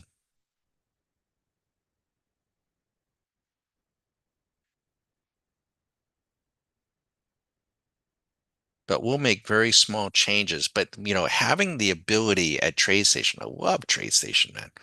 I mean, I just do. It's so, it's surgical, right? And I'm coming from a surgical background. Um, that word surgical, right? We would make very, very small incremental changes. I mean, a surgeon has this surgical approach. He's going to be operating on a patient for sometimes 2, 3 hours on a big procedure. And, you know, we would be there, for all of that, couple hours before the case, after the case. And we would be, trying to, maybe encourage or to educate the surgeon to maybe change one tiny aspect of his whole procedure. We'd be there for the whole thing. And then we'd, be at you know, that one point. Literally, and that's why this is not stressful to me because I spent years of my life literally. I'm not going to say what hospital, I'm not going to say who the surgeon was. I'm not, but I was a, much younger man, and the surgeon is an open heart surgeon, was a cardiovascular surgeon. The procedure was not open, it was thoracoscopic, and they were doing a procedure for AFib, and the surgeon has his stapling device through a trocar into the chest of a patient. He's got a team of anesthesia, an open heart, or it isn't open. I keep saying open heart. It wasn't open, it was closed. But he's got, the chief of anesthesiology, they got, in those cases, they got one or two, at least one, and it's not a nurse anesthetist, it's an anesthesiologist, probably with a nurse anesthetist with him. He's got a team, very busy operating room, team of people around him. He's got another surgeon or two with him, a lot of people in the room, hospital people, surgical people. And he's at that point in time of the procedure where he needs to staple the atrial appendage. Now, I don't touch the patient. I'm in my scrubs, got a mask on, wearing masks before they were fashionable. By the way, they're worthless when it comes to, wearing them outside.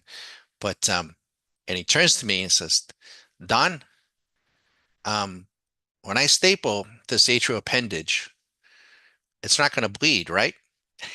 Now, I didn't laugh, but no, doctor, it is not going to bleed. Okay, Don. And he looks at me one more time and he says, if it bleeds, you understand what's going to happen here. Yes, doctor, I do. Okay. So I'm going to squeeze, and now he's going through, he's got a device in his hands that he's done probably um 1,000 times, not 1,000, maybe 500 times. But he's got something new on it. And I'm not going to explain what it was. I'm not going to do that. And he's like, okay, I'm going to squeeze now, and then I'm going to do, I'm like, yep. Now, I understood what would happen if that bled. Suddenly, that room was going to get really busy. And that patient was going to go from a thoracoscopic case to an open case. They're going to have to open very, very quickly the patient's chest. And the proverbial shit's going to hit the fan. Now, they're not going to panic. They're all got a job to do. Anesthesia is going to have a job to do. The nurse is going to have a job to do. And I know. Now I've already covered with the surgeon. There was a statistical possibility that they'd bleed. I've already covered that with him. Though I've already been with him for many, many hours. We've already had all those conversations. We've already gone over all the data. But he was looking for just, one more check. But I'm not gonna be there. well, doc, you got a 0.02% chance of bleeding out here or bleeding, but he was just looking for that one added confidence. I'm doing the right thing. I'm on the right side. And fortunately, never had it go against. But that is stressful. That was stressful. There was no question about it. Didn't show the stress. This is not stressful to me. This is this is I don't want to say it's child's play to me, but it is not stressful. It has never been stressful to me. It can be annoying, it can be aggravating, but it isn't stressful. Not to me. And even the other stuff that I used to do, there were high points where it could be stress, but it wasn't really that stressful because I had already been trained to understand the statistical probabilities of something working and not working. And I had already done it so many times, even in a surgery environment, that, I could look the surgeon in the eye from mass to mass. And you're okay. Going to be okay, doc. I didn't verbalize it all this much, but basically I'm saying you're going to be okay. Your patient's going to be okay. We're going to be, you're going to staple that left atrial appendage. They're going to do great. And then you're going to, close up shop and the person's going to go on and have a great life. And,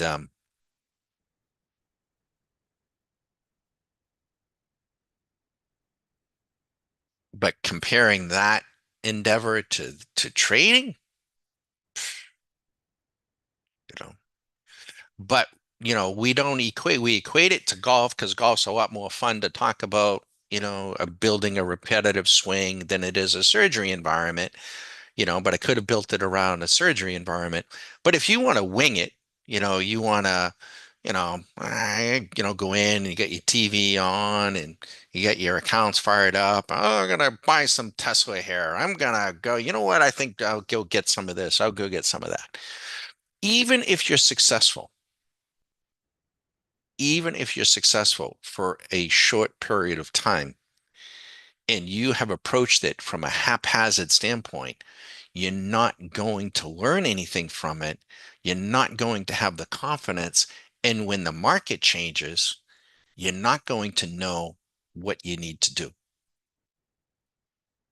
And you've got to be able to make dynamic changes. You've got to have to be able to adjust. I can't, and that's why the Q school goes on for 3 weeks, right? Um,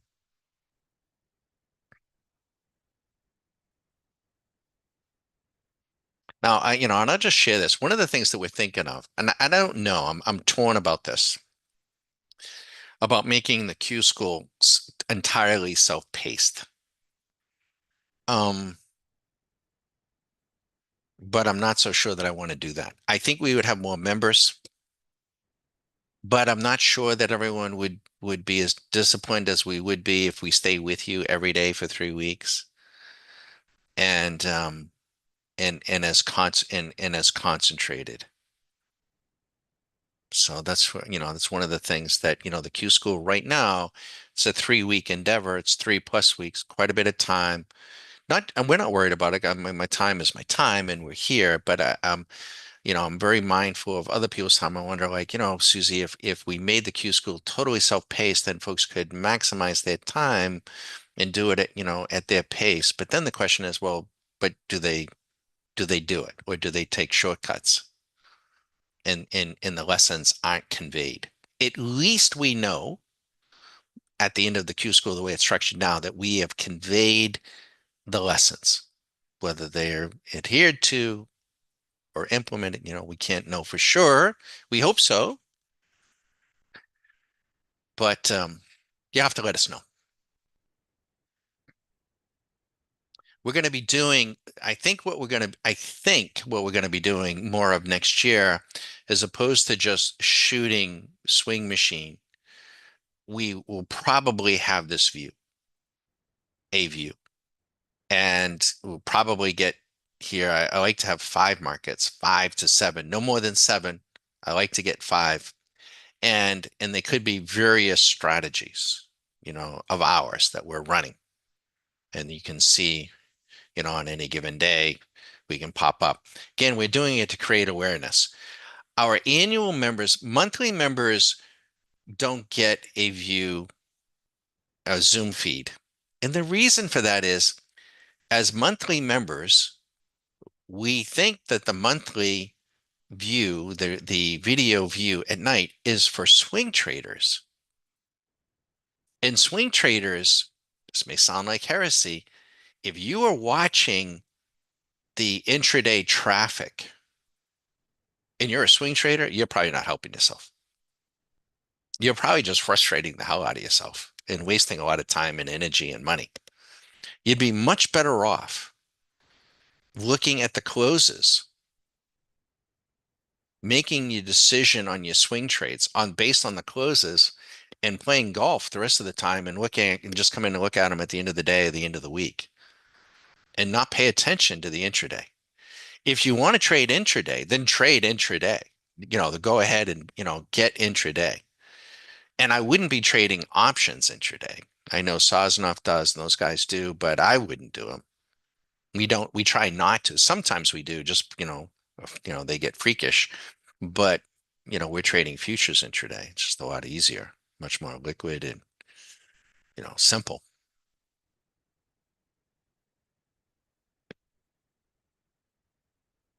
So, our monthly members, there's no reason for them to have a view daily intraday. And then our annual members, they can and do come in, but they also got everything on their desktop. So they don't feel as though they have to, right? They got everything on their desktop, but they know where we are. Like if they need to reach me and they can come in here and say, "Hey, Don, I got to talk to you." They can, I can give them a call or whatever. It's not like we disappear, they know where we are. Make sense? I hope so. So I wish we were profitable right now, but we are what we are. And if I hadn't intervened,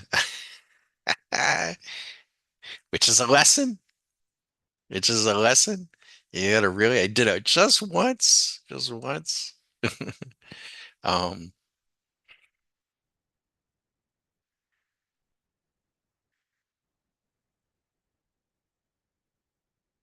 your eyes can fool you sometimes, And I wasn't looking at Swing Machine, by the way. Swing Machine, what is Swing Machine doing right now? I want to just go peek. You can't see it. Let me go look. On the NASDAQ, oh, Jesus, Jesus. Look at this. This is nuts. Nuts. Um, Let me bring this into view. Bear with me. Absolutely nuts. Bear with me. Oh, what did I just do here? Mess this up. Okay. Gonna bring in, look at what they're doing with Tesla. Look at that, huh? Here is Swing Machine. I gotta bring it in here. Look at what it's doing, right? I don't make sure I don't want to lose this. So I'll just hold it. But look at the NASDAQ, 5 minute swing. It went long that was 3 a.m. 3 a.m. in Europe. What is going on, huh? Why is Europe pouring money in here? But you'd be at 5,640. So it was long, balls to the wall long. There's Tesla on a daily. That's where I punched it up. Tesla's going up, 25, 30. Nuts. What you might want to do if you're looking to get on Tesla is let it do this. It's going into on a daily basis. It's going into euphoria. Let it do it. Let it go and look for a day when she reverses and starts to come back. She just isn't. She's just burning herself out. Um, that's nuts. We had a person who's now an annual member, and I got to get to work for him. We're working on it, Scott, on well, that was actually, well, Tesla on a daily went along on October 24th. And the swing machine goes along on a daily basis at $260.48, and that is up to um $200 a share. That's crazy. That's what that is. 200 a share. So 100 would be up 20 grand. Oh man. There's some, I mean, we're going to have, look at what even Bitcoin on a 5 minute Bitcoin. Now, this is huge leverage, but it went long at 9:30 this morning. It's up $14,000 today. And it's huge leverage there on that. Same thing with Ethereum. Just crazy.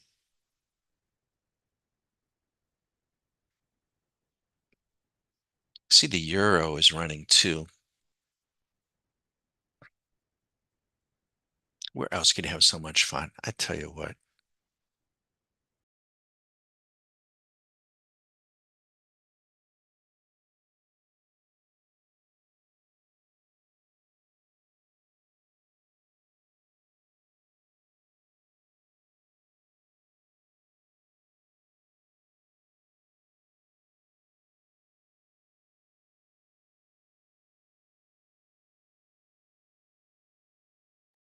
So for those of you that have been watching, right?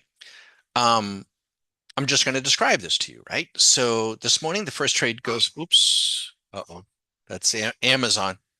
Abby doesn't like them. Hold on.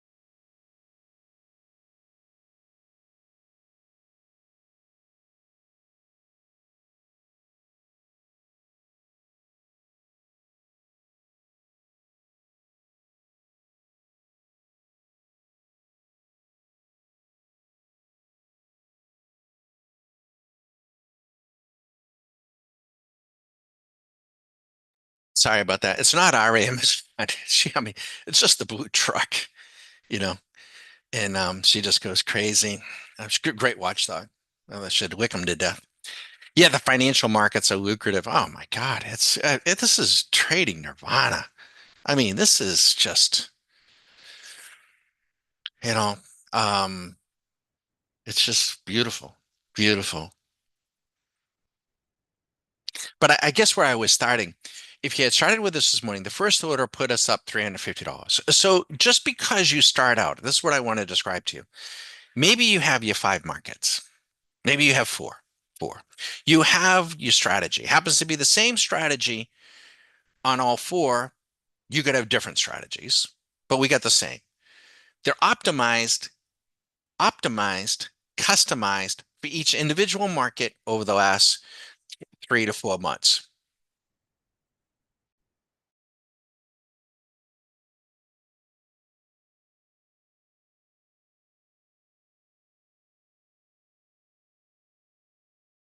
Okay, sorry about that. No more barking, Abby. I know. I know there it's busy out there. Sorry about that. Ain't nothing like going to hear a barking dog. Not much I can do about it. Susie's at the gym. So, but that may be what you start out with, right? But if it's, 10 o'clock and you're up, $350 and you come in and you decide, you know what, that's it. I'm done, Don. I'm done. I mean, you don't have to answer to me, you don't have to answer to anybody. You just shut down.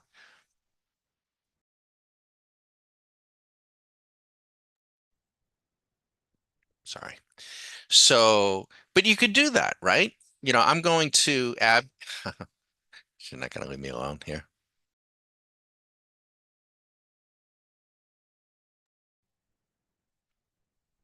My neighbor's also having some work done on this house, and she's just discovered that. So, Abby,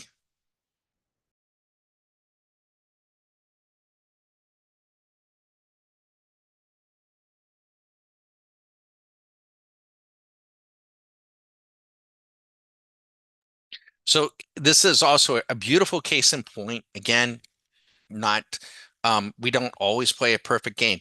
But you remember, this is the trade. You saw this trade, right? And I commented, I didn't like the looks of it. I didn't. Um, it's not worth going into. And I ended up taking it off and we made an $88 profit. But it stings because she now goes on. She's still in there. So what's my lesson? My lesson was even then, and it's always, it's constant, is to try. We're human. You're human. I understand. That's why I say it isn't as easy, even for me, trading for years and years this way, to sometimes sit on your hands and let the machine trade and get out of its way. It's a constant thing. Um, but I've traded enough. I know I'm going to be here tomorrow. I know I'm going to be here next week. I'm not, I'm in a beautiful place. I don't have any pressures to trade. It's just extremely comfortable. It's a game to me. It's important to me, but it's a game in my mind. Um,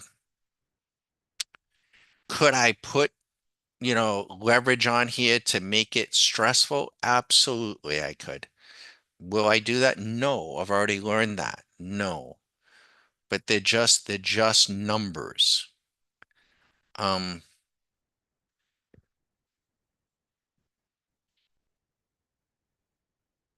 but and then you practice. So you have your strategy, you have your markets, and then you learn from it, right?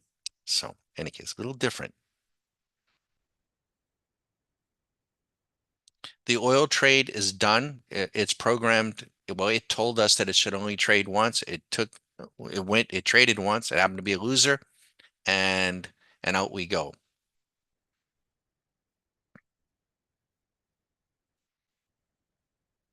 Now, if I was really, really concerned with the money, if I'm really, really concerned about 200 or 300 bucks, guess what? I'm probably trading too big, right? I'd be trading, and maybe I should be trading micros. If I'm concerned that my account is down, net $300 after this, I'm really concerned about that, and it's really ruining my day, and I'm under a lot of stress. I'm trading too big without, now we go through more detailed explanation of trading in proportion, but I'm not. I don't have any stress because I keep the margin levels down and proportionate to my risk capital.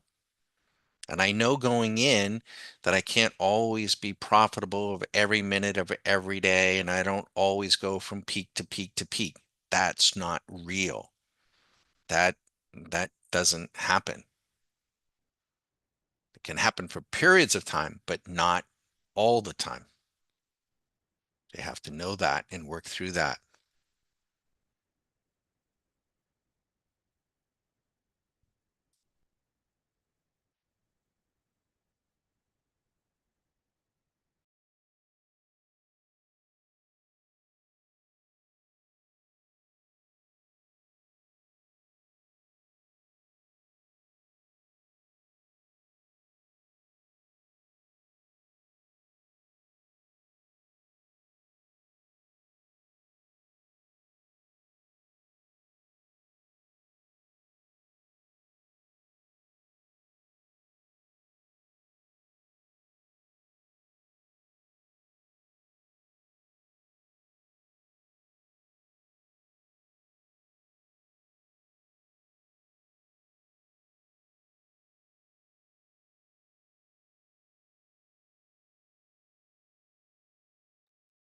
Now, don't anybody trade this on my say so, right? Please don't.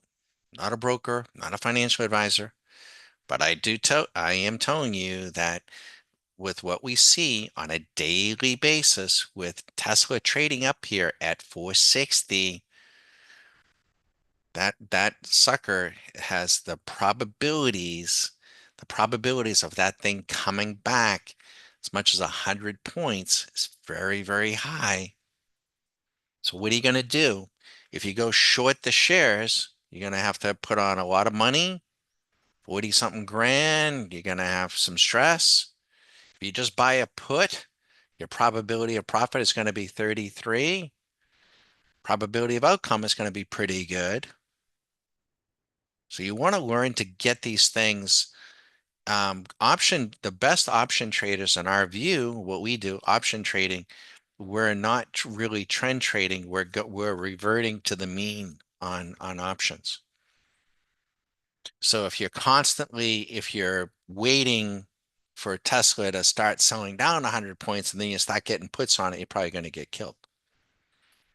You want to get them when when the whole crowd's going the other way, and which is hard to do, but you got to work through that. But write it down on paper, 460. And we'll see where we are in another 10 or 15 days. I'm not saying 10 or 15 minutes. We're not going to trade, $40,000 worth of stock for 5 or 10 minutes. I'm not going to do that.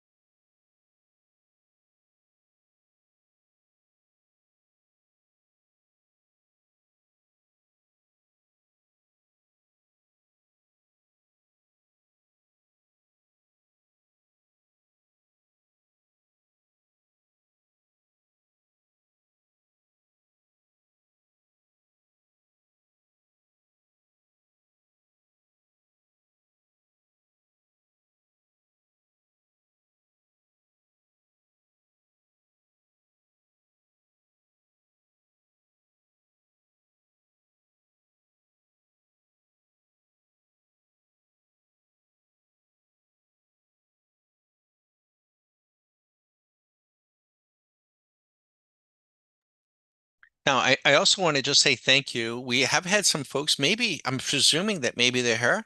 I want to keep their privacy, but have signed up for the monthly. So what's going to happen is today, it'll be today, could be later this afternoon. You will get sent a little thank you note. You will also get a little tutorial note. We're going to get a link to our members website. You're going to get a password. There's a welcoming video there, and then you're going to get access to the tutorial videos that explain the algos that we see at night. And it's different, but they are chock full. You're going to be chock full of trading opportunities, more opportunities than you presumably have money for. And we just encourage everybody just to go slow.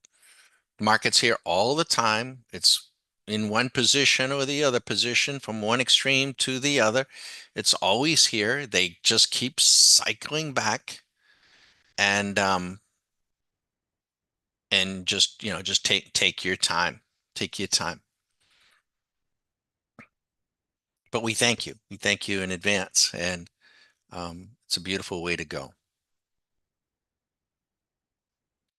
When it comes to options, again, options, um,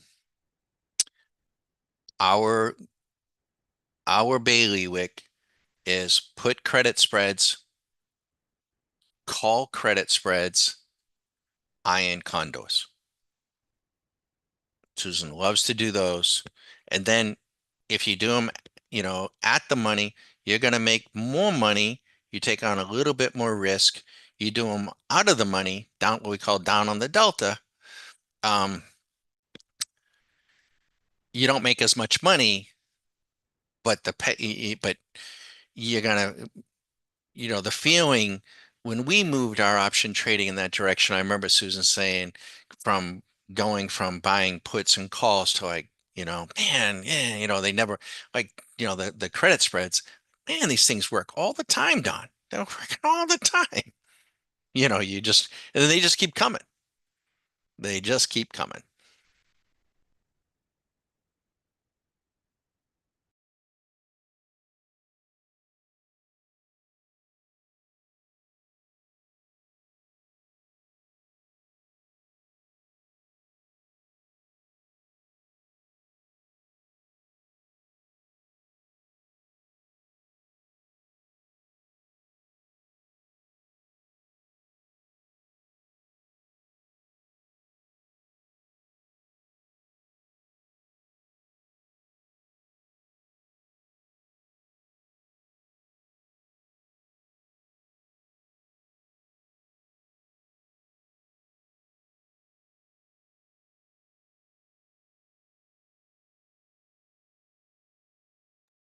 Tesla really did react off that 460 mark too. She reacted very violently off of that. It's almost like she hit, the third rail. So that does have me intrigued. Let me just put that shorter time frame. Yeah, that 460 area coming back. What you would want to look for, and we have machinery that will do this too, is when you get a market like that is going up and up and up and up and up, and then they just can't stand it and they capitulate. And what happens is it shoots up, 25 or 30 points on top of it, right? We already thought it was up there, and they capitulate, and then you get a day where she does what? She reverses and comes all the way back. That's what you're looking for. You want it to come all the way back. She's up 21 points. You want it to come back 21 and go down another 21. And what does that give you on a daily basis? An inverted hammer, a capitulatory note. And then within 1, 2, 3 days, probably within 1 days, she'll go down another like 40, 50 points. So that's what I would not, I'm not, I'm looking at Tesla here myself, and but I'm not thinking about buying the bugger. No, I'm gonna fade it,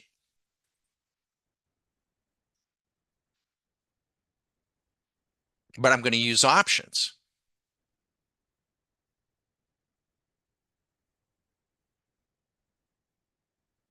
Swing machine on the 5 minute NASDAQ is up $6,000. It's insane. And same thing with the NASDAQ now. Let me put the NASDAQ on a daily. No, she can still go higher. She's not still quite in euphoria, believe it or not. She's up there, but she could still go higher. Absolute craziness. Swing Machine on a daily basis went along the NASDAQ 64 days ago on September 17th. One mini contract, that sucker's up 48,600 bucks. Now, I can promise you this. If you are a new trader, the likelihood that you're still in that trade is slim and none, and slim just left town. I That would be difficult for me to hold on to when you are up that kind of money, over that period of time, and you just say, okay, I'm out. But beautiful, beautiful trades here. God, it's gorgeous. Jesus. Oh my God. Um, but I'm eager to make this little adjustment on this. We're going to do the same thing tomorrow. We're going to stay with the same strategies here. We might add a fifth market, and I'm going to try to make some adjustments here tonight. Now, if annual members are hearing me, please know, okay, they may be they may be new, or you may be a new monthly member, but annual members have all of our stuff. When we start tweaking something and we start tweaking an existing strategy or an indicator, we give it a moniker of a beta. And if they hear it, they know, and I'm reminding them, if in case they're on YouTube, they may be passing by, we will make them aware that we've made a change. And if they want, as an annual member, if they want the beta, some do, some don't, we will send it to them. And we don't charge for that. We just make the adjustment. But I'm seeing with this strategy an opportunity. I think we could really make it what I call tighter, really tighter. And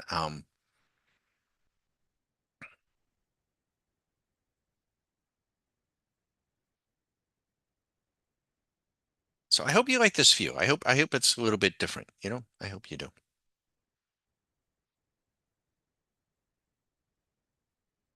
We're not trading our ass off. You know, it's not, I mean, we got other programs that can trade, you know, really fast, a lot of things. I mean, we're not doing that, but you know, I just wanted to give you a, you know, a view.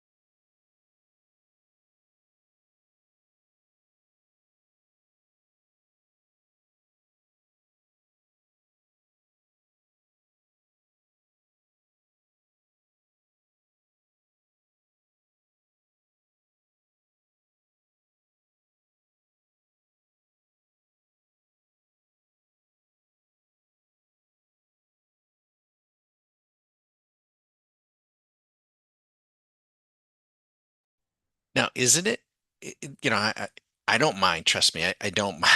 All right. I'm not complaining, but I'm human, right? Isn't it a kick in the ass, right? You guys all saw that go in, right? And I took it off. And then she continued, and we're not in it because I took it off manually, and the SOB is up $600. You know, um, it's amazing. So the reinforcement I get from that is tomorrow, you know, or even you know, or even on the gold trade, stay out of its way. You know, I had, you know,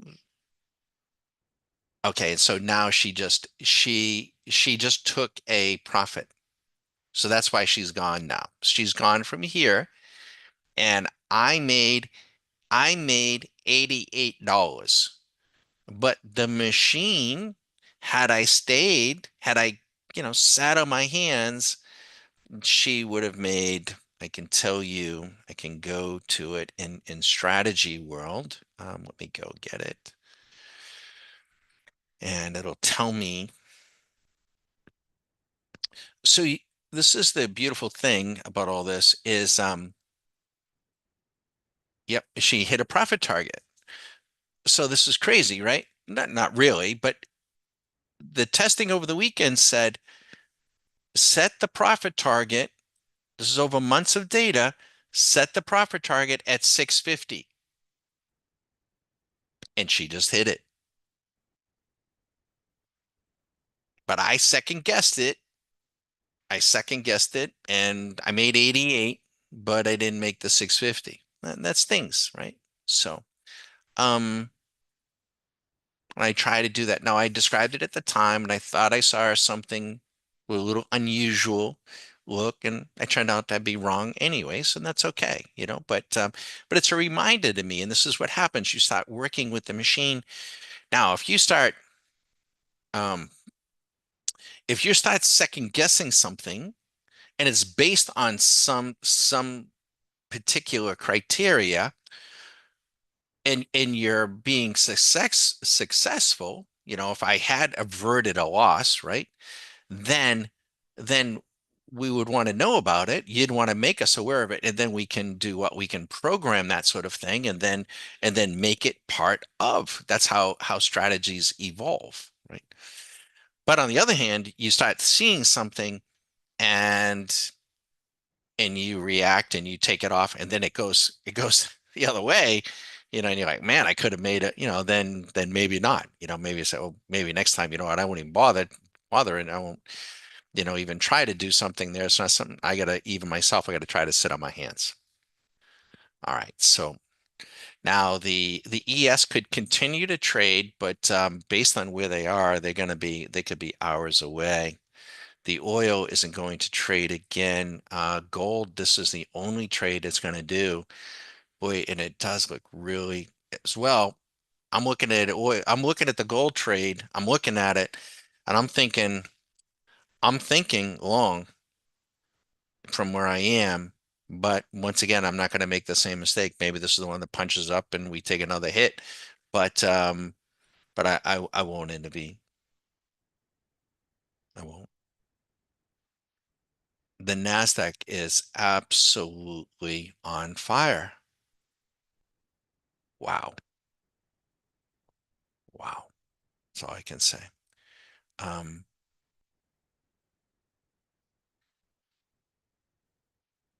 the Nasdaq on a 5 minute interval on Swing Machine is up $6,000. 6,000. Now I know I'm not going to disclose who they are. I'm going to maintain their privacy, but we have members that trade that trade much bigger than me. They're in a different place. They have a bigger bank. They are in a different place. And that's fine. We have folks that trade micros. That's fine. It's all relative. But you're talking, you got if you got 10 minis on here, it's 63,000 bucks in since 3 a.m. Now, is that money coming out of Europe?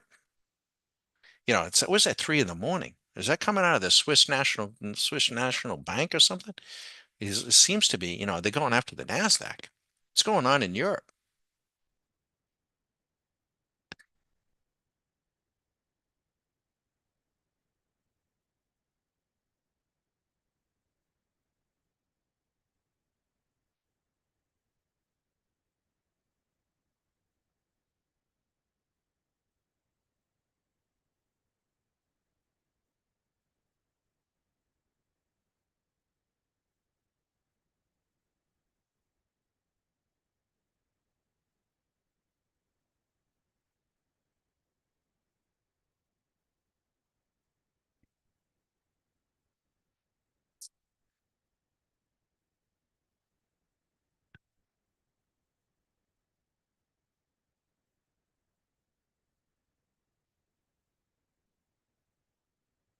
Oh yeah, yeah.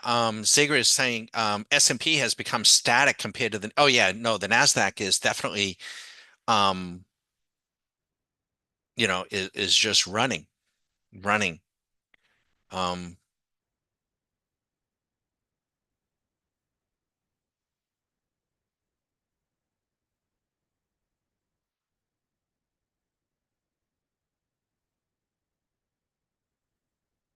Seasonally, this is a hard time to sell. We're going into now the contracts have rolled, but the contracts will be dead on the 20th. Nobody wants to get short. That's the problem. Nobody wants to get in short in front of the expiring contract. So the bears, I'm interpreting this as bearish capitulation for sure. Then we roll into Christmas week, which is a little volume. Um, but boy, toward the end of the year, we have seen some hard sell-offs, around Christmas Eve. The retail crowd, they don't want to sell in front of January 1 because of the tax implications. But the first of the year, we got this Trump effect though too, and it's fueling itself. There is this enthusiasm, there is this, perception. It's palpable to me that technically I'm thinking, pullback. Technically, I'm thinking, first part of January, but I'm also thinking that, the bigger pullback, the bigger test may still be. I hope nobody is like, hugely short here. It really shouldn't be, but could be got burned on a long option for S&P. Could be March. Ziggler is saying got burned on a long option. One strike away for S&P to swap to the Nasdaq one. You bought a call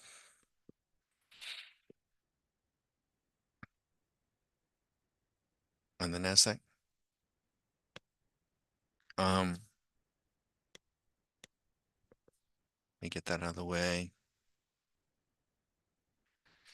The we have a low VIX, but not super low VIX.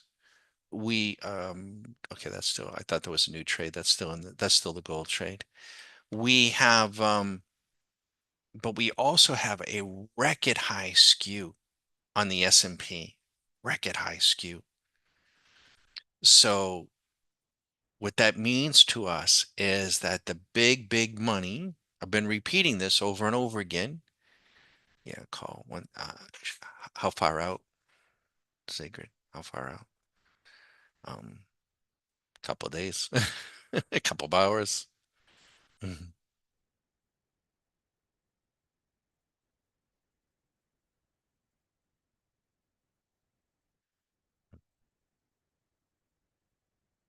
On a daily basis, um, I would be even here. Um, oh, expires today. I got it. That's okay. I get it. Yeah, that's pretty short. Mad money there. On a position basis, the what I would be looking at with the QQQs at where are they trading? Let's go look at them. I'm just gonna go to Swing Machine. Let's go look at the QQs here. QQQ. Um, I'm gonna put them on a daily view. Well, no, they can still go higher, folks. They're at five. I hate to say this, 538. They still got plenty of room. They could go to 540, 545, even up 550. I mean, they are still moving. Um, but what I might be inclined to do there, I wouldn't, on a position basis, I'm not buying them.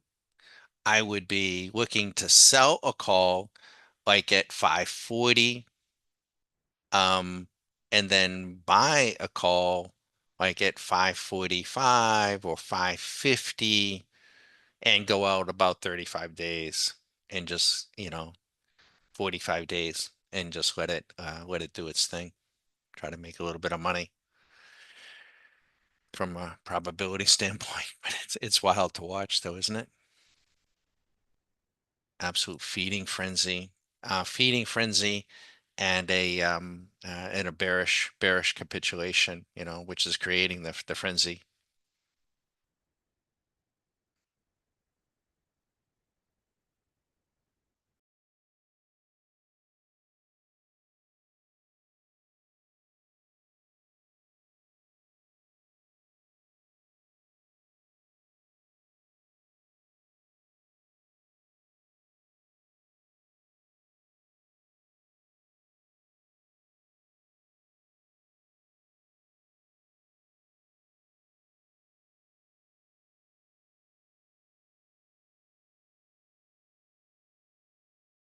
Okay, I'm going to be here. I'll try to answer any questions. We're going to let you watch. And I don't know if there's going to be too much more, but I'll answer any questions. But I got to get my nose into the development site, and I've got to get caught up on a number of things. So I'm not ignoring anybody, but um, if there's any questions. And tomorrow we'll probably do much the same thing. I want to try to get in tonight and make an adjustment on this program and see what we can do. And we might add a fifth market. We won't go any bigger than five. So we get plenty of activity. And if you like this view, this is kind of what we might end up doing. So you get a better view of not just Swing Machine. What's my impression of the 25 of the Russell? Um, well, let me go look. Um, I won't give you it's not an opinion. I'll give you a view. The Russell on a daily basis, I'm going to go to Swing Machine. Yeah, so the Russell, um, I wouldn't short it. I would be inclined to buy the Russell. The Russell looks like she's headed to 2400 to us. So she's been lagging. And the chances are, what I would be inclined to do would be to fade the Nasdaq, and I would buy the Russell, or just buy the Russell on a daily basis. We're talking the next 35 to 45 days. I wouldn't short the Russell.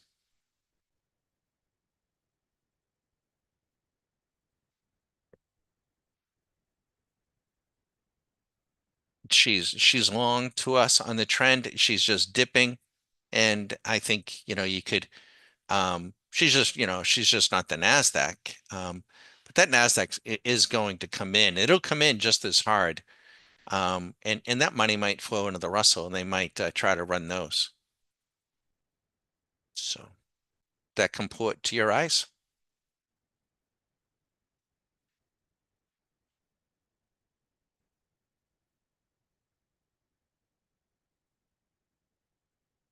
Hopefully it does.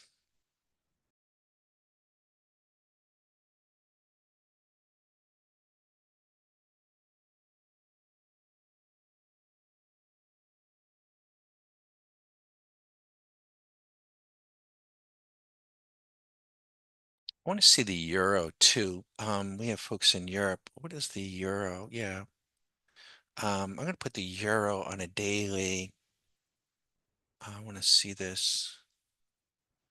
No, she's still short. She's still short on a daily. She's been short for 51 days, so she's still short.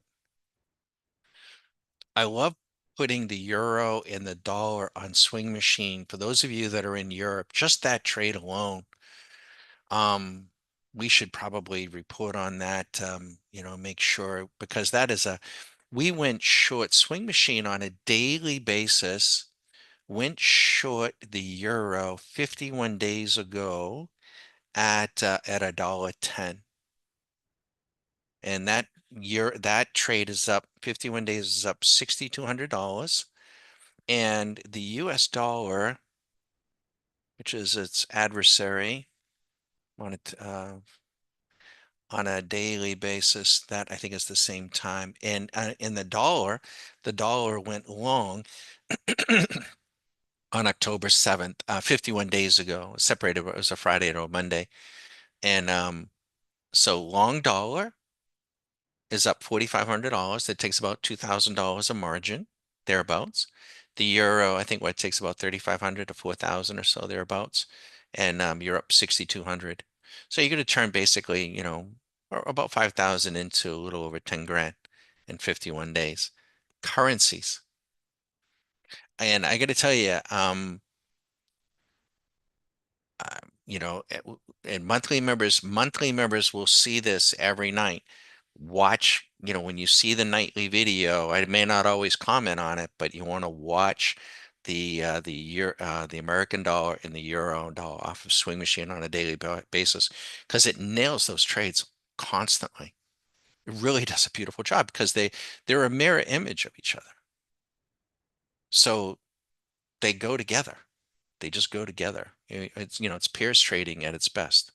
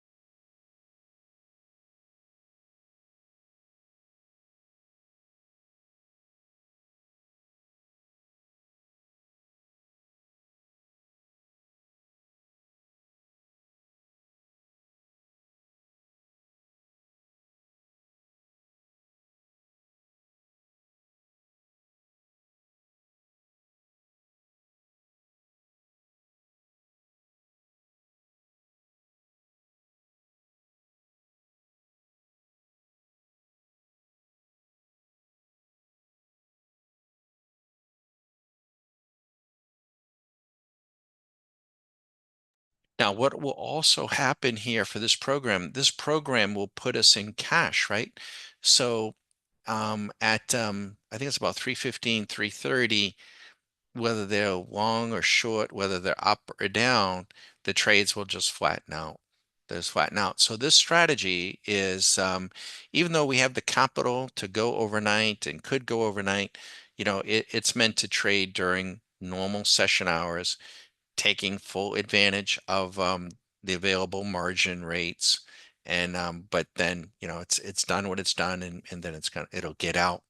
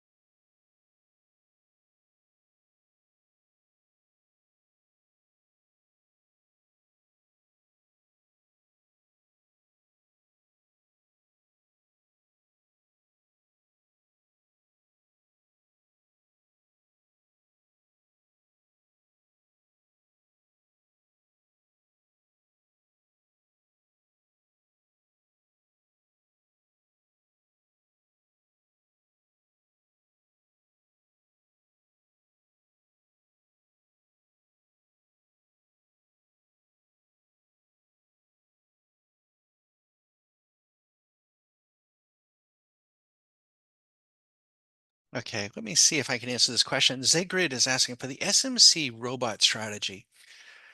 How would you backtest a two-position entry and allowing one runner? Um, when to exit the first position and the stop for the second position? Well, um, that's it could be any number, any number. So you're talking about oops, hold on.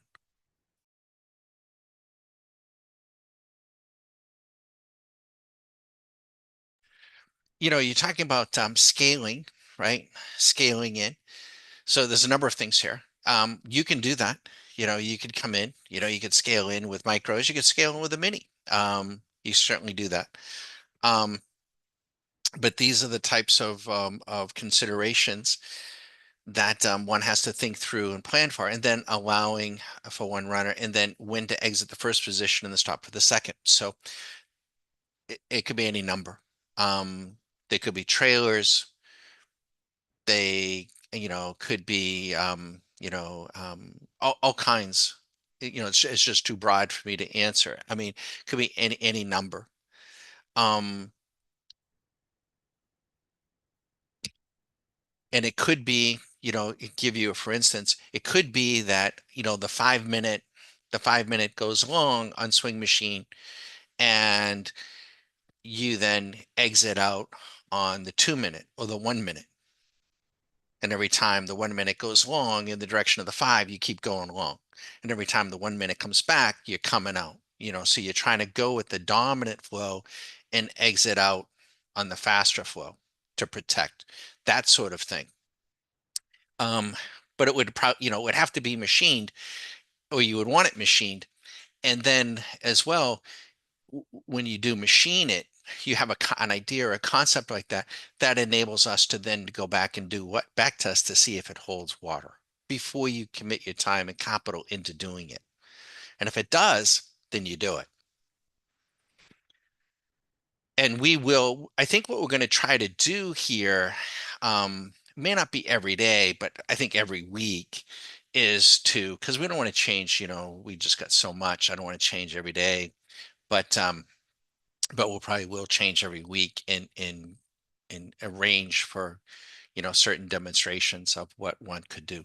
So, but it's the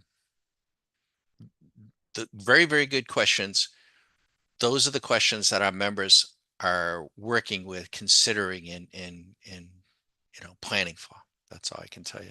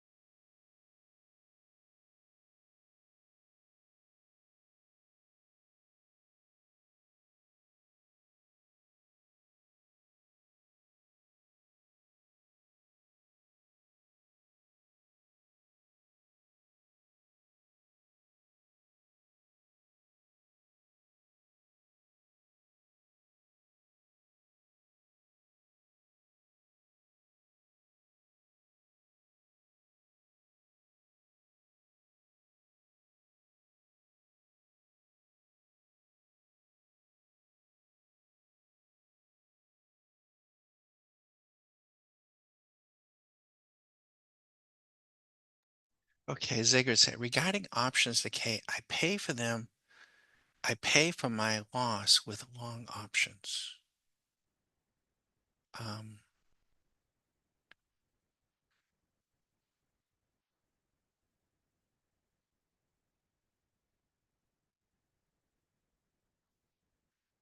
I think what you're saying there is, you bought a put, it cost you money because it decayed, but you bought a call and you're paying for it.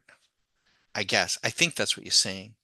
I think, whatever works, but I guess what I'm trying to convey is when you buy an option,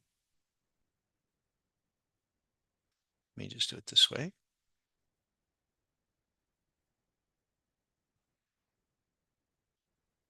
When you buy an option, and maybe I shouldn't paint it green because it could be short. I'll just paint it. Um, when you buy an option, either long or short, directionally long or short, doesn't matter. Um, that if that option, let me see if I can draw this out. I'll draw it out. This is what I mean by it. Let me get an arrow here. If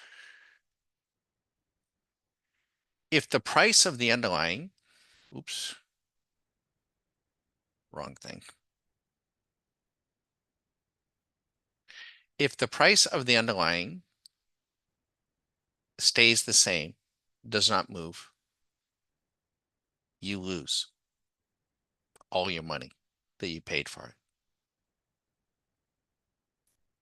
it. And let's just if the let's say this is a long option, you're directionally long, right? But it would be the same. If that option, but in this case, I'll draw it out. So I'm going to say that you're directionally long. If that option stays the same, you lose. If that option goes down, you lose. The only way you're going to make money is that option's got to go, or the price of the underlying has got to go up, and got to go up more than what you paid for it. In that case, you have a winner. But the price is either going to stay the same, go down, or go up. One of those three things. That's all it can do. When you buy an option, whether you're directionally long or directionally short, you only have a 33% probability of profit, POP. Because 2 out of 3 you're going to lose, 33%. Not probability of outcome, probability of profit. That's what I'm talking about. I don't care if you're directionally long or short. I don't care whatever else you're doing, but if you're just buying options, I don't think you're going to do very well day in and day out. But I shouldn't say that. I mean, some people do very, very well, but um,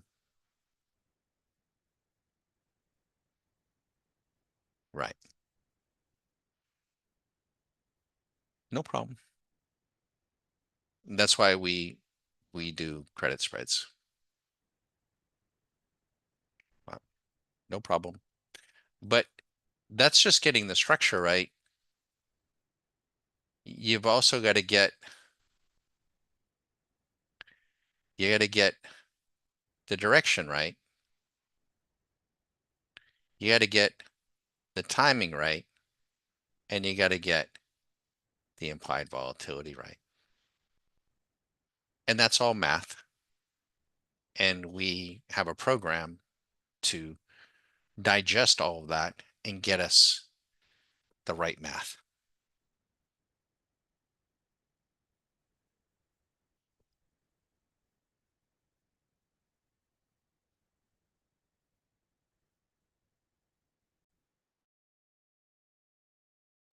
And then once we have that, if you want to go look at a chart, or you want to go look at one of, Swing Machine, or you want to go look at the Pebble Beach or any of the other tools that we have, fine. But you got to get the other right,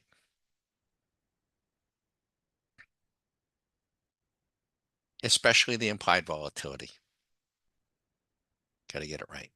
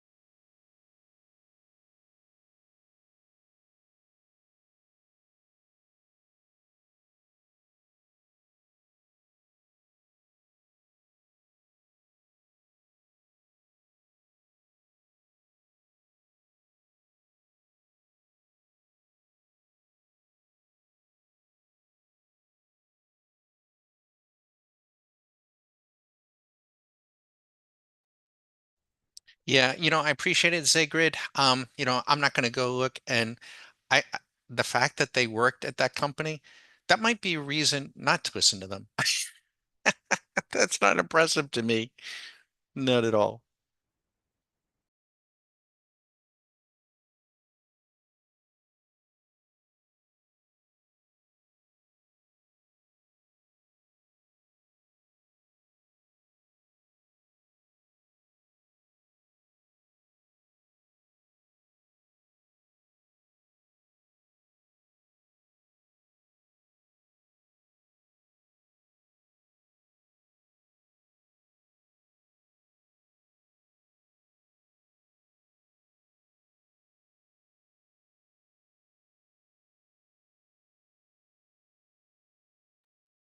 And I'm not even interested in going to see, so I appreciate it. If others are, you're welcome to do it. I don't, but it isn't a myth. It isn't a myth. And I'm drawing a distinction between the probability of profit and the probability of outcome. I think there's a misstatement there, a misunderstanding. So, but I'm not at this juncture. I don't listen to any any broker, any financial advisor. I don't listen to any of that at all. None. I don't read the Wall Street Journal. I don't believe, I don't. There was a point in time and all that. I don't. In any of these brokerage houses with, a bunch of unemployed brokers from God knows where, I don't listen to any of it. But you're welcome to.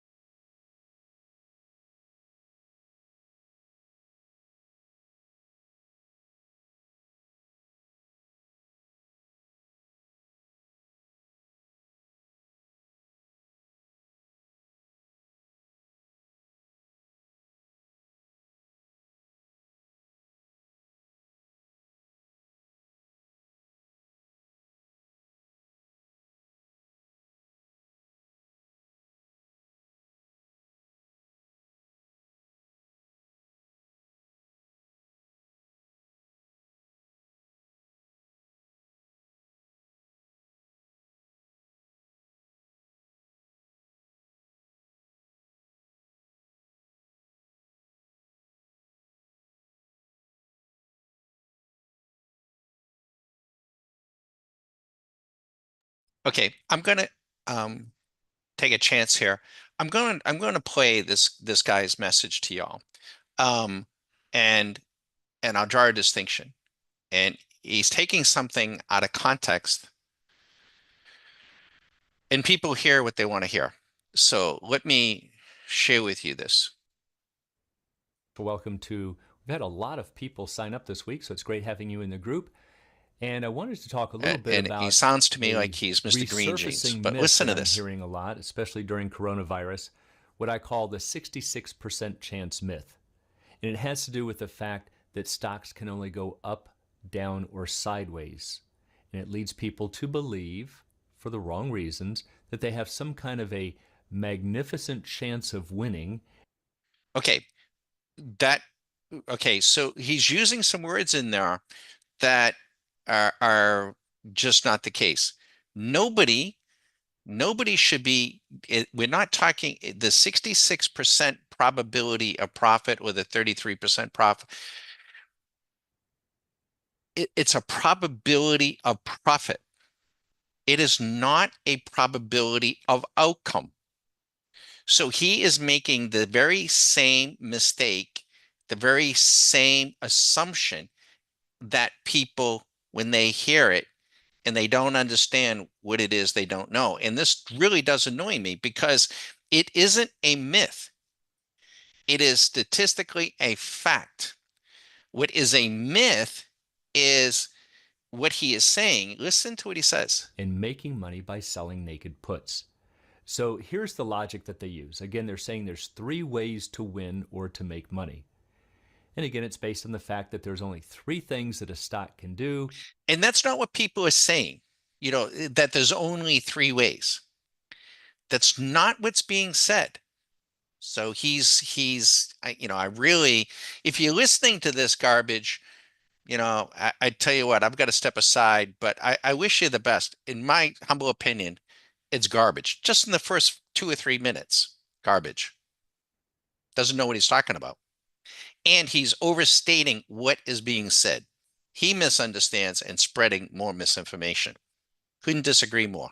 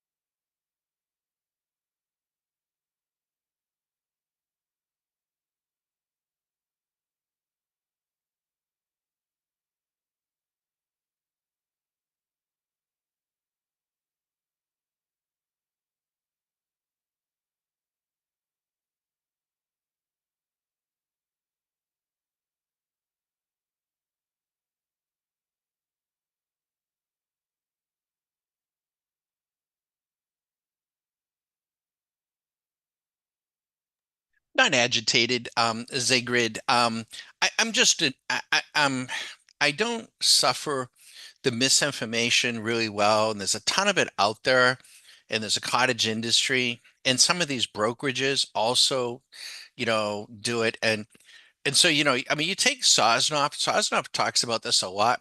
I don't personally like Sosnoff. I don't. I don't like his politics. I don't. But when it comes to this, he's dead right. He's dead right.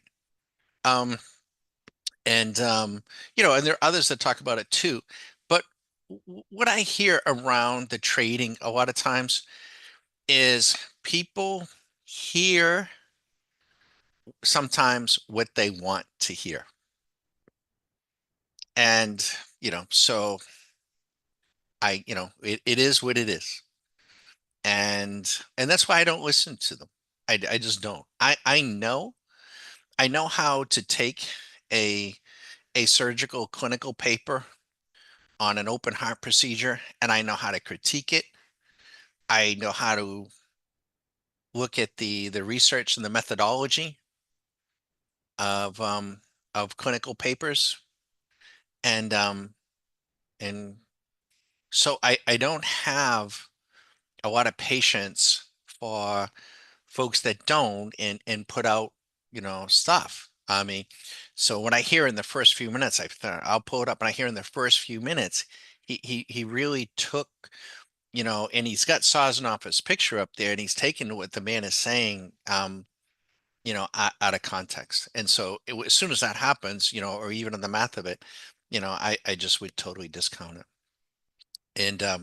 And anyone who is, I'm sorry, but I just, uh, you know, affiliated with some of these firms, I'm highly suspect. So no problem, to each their own.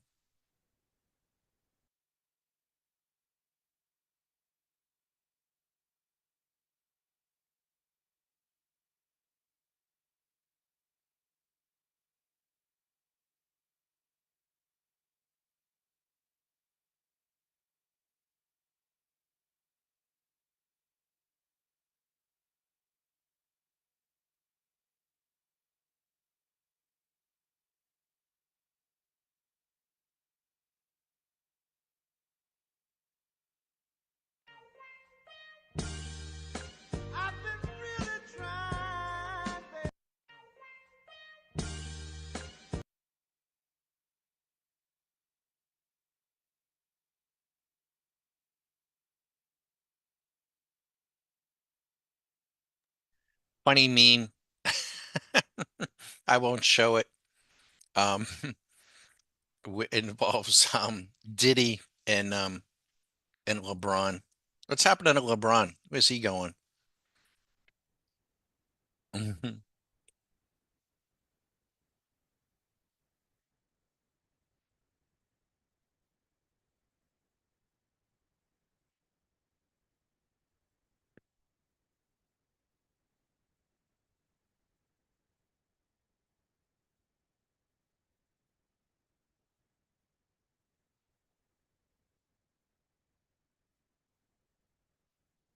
What are they doing? Oh my God. They got a new toy? Oh my goodness.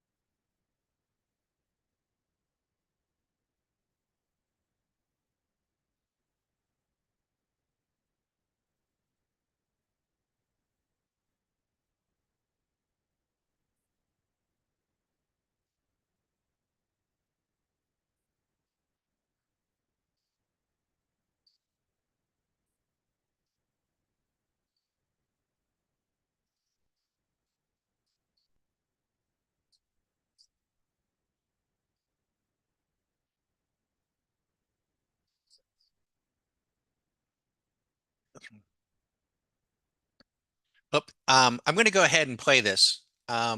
Listen to what he says, and it's not what is being Up, said. it can go down, and it could go sideways. And so again, what they'll say is, because of this, if I sell naked puts, I can win 2 out of 3 ways. And that implies a 66% chance to make money. And so they think it's the be all end all strategy because they've got some kind of a high probability for success. That is not what I'm saying, and that is not, in fairness, what Sosnoff is saying either. And I think it's dishonest to say that. And by the way, you don't have to sell naked puts. That's not what you're doing, or naked calls. So I think this is, 1 minute into his 10-minute thing is dishonest. That is not what's being said. What is being said is true. A probability of profit is a fact. It is 66%. It is a 2 out of 3 scenario, but not a probability of outcome, which is what I said. Now, maybe Sosnoff should, clean up his language a little bit that way. But, and also, he's not talking about a naked, just a naked short either. So I find that really dishonest. So I don't know who this options A to Z clown is, but I think it's, ridiculous. My opinion.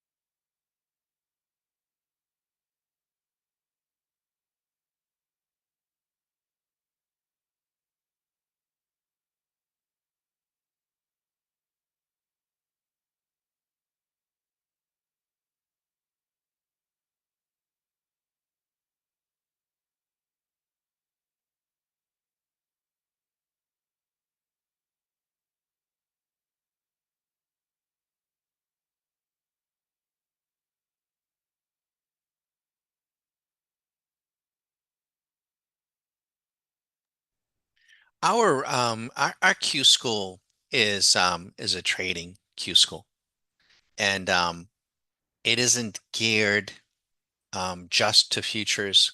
It isn't geared just to stocks. It isn't geared just for options.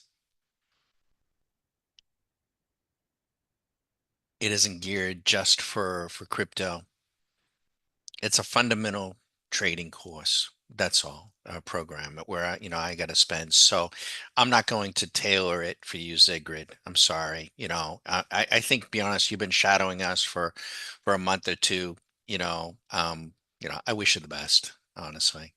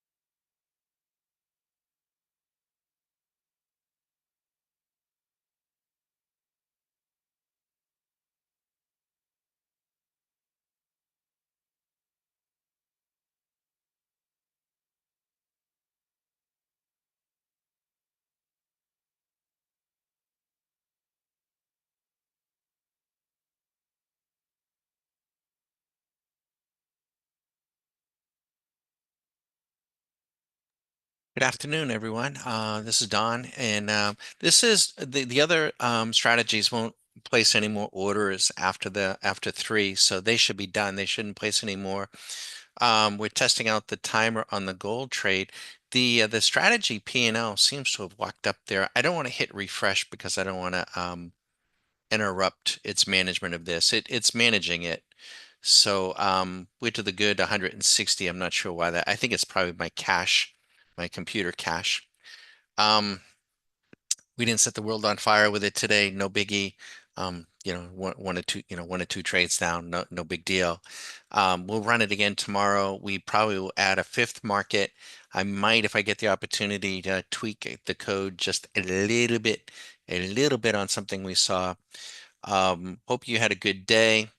Any questions about who we are, what we're about, don't hesitate. I just want to look at Swing Machine, just nuts here. We look at the 5 minute, bear with me here. Let's give you a rundown. This is on Swing Machine, which we weren't running.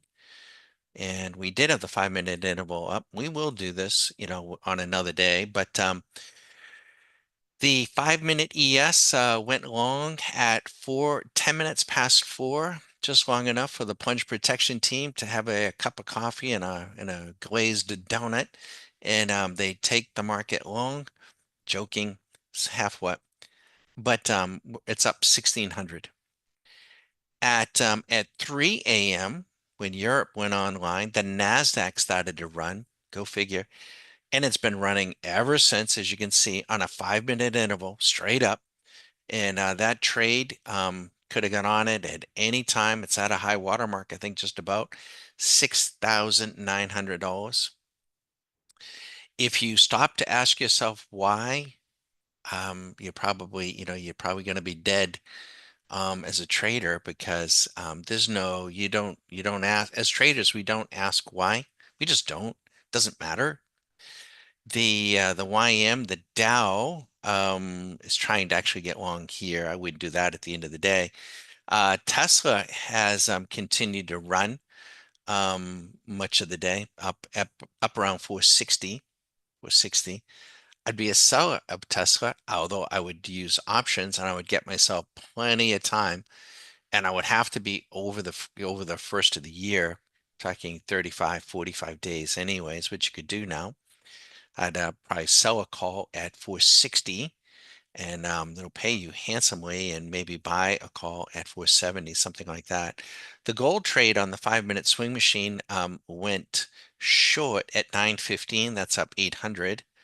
Silver is trying to short now at 3. I'm not sure I would do that. Oil went short at 145. That's up 190. Nat gas is long at 230. That's up 110. Bitcoin is basically flat. It went short on a 5 minute at 220. Ethereum goes long this morning. Jesus, at 945. And Ethereum, excuse me, futures contract is up 6,550. And there you have it. Really remarkable, right? Remarkable. They continue to push. It's a seasonality thing, and call it Santa, whatever. It's a light volume, expiring contract. We got the Fed noise. We got a lot of noise out there, and it is what it is. We just don't get caught up with it. Again, we'll punch up probably tomorrow.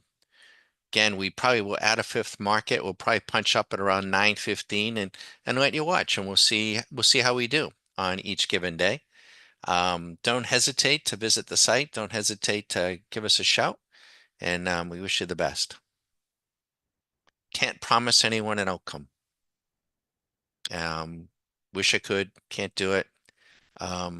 We're all about, hopefully, hopefully teaching you how we go about trading the markets, for you to pick up your kernels of value, add them to your own kernels, and set about developing your own approach. This is learning to trade your game. That's the way we've structured it. We think it's more fun. I think if you go out on a golf course, you don't want the caddy playing for you or the guy sitting beside you. Kind of want to play your own game, I would think. It should be, I hope it is, a source of enjoyment.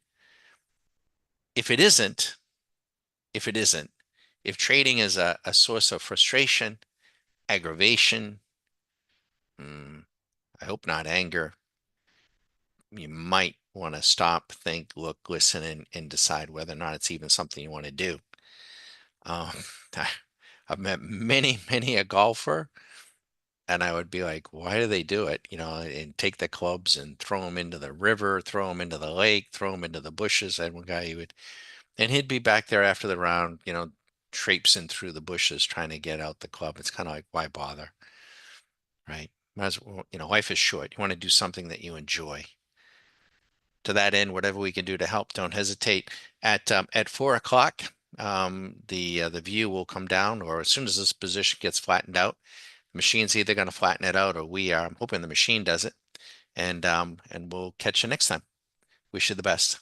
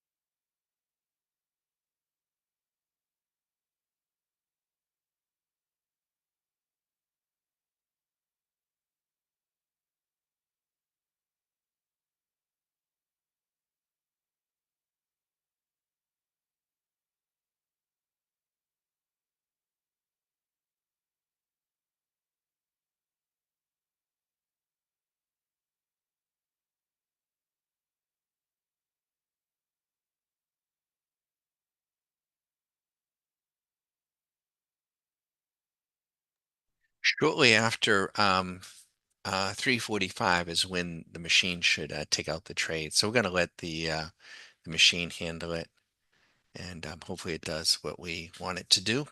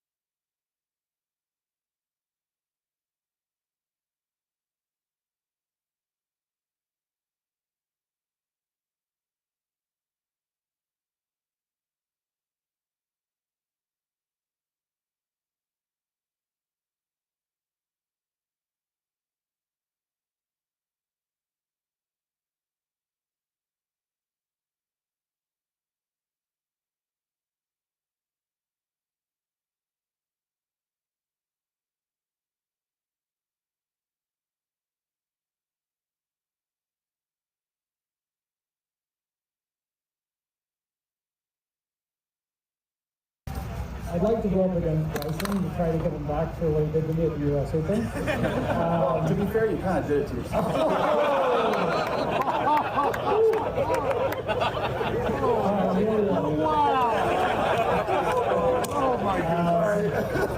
Sounds like Brooks and I. I don't really know where it goes, but I'd like to go up against Bryson to try to get him back for what he did to me at the U.S. Open. Well, to be fair, you kind of did it to yourself.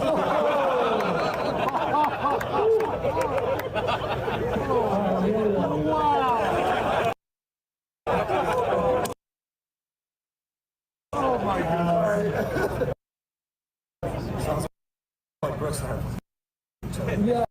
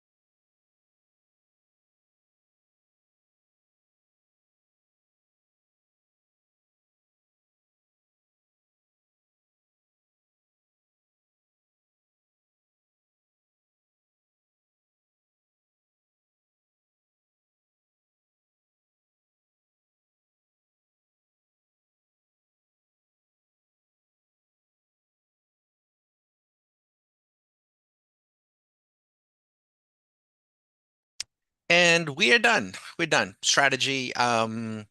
Yeah, that's we just actually just closed it. Yeah, she just refreshed. That's what that is. But we're done. And we're gonna probably make a couple of small little tweaks, one or two, and I'll probably add a fifth market, and we'll run the same program tomorrow.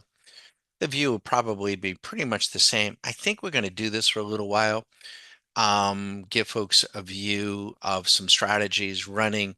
You'll see the strategies going into the the trade manager, and most will be also going into the account. That'll be the idea, and give you a chance to see something a little different. We hope you had a good day, and let us know if you have any questions. And we wish you the best. Let me slide over to YouTube and take a peek.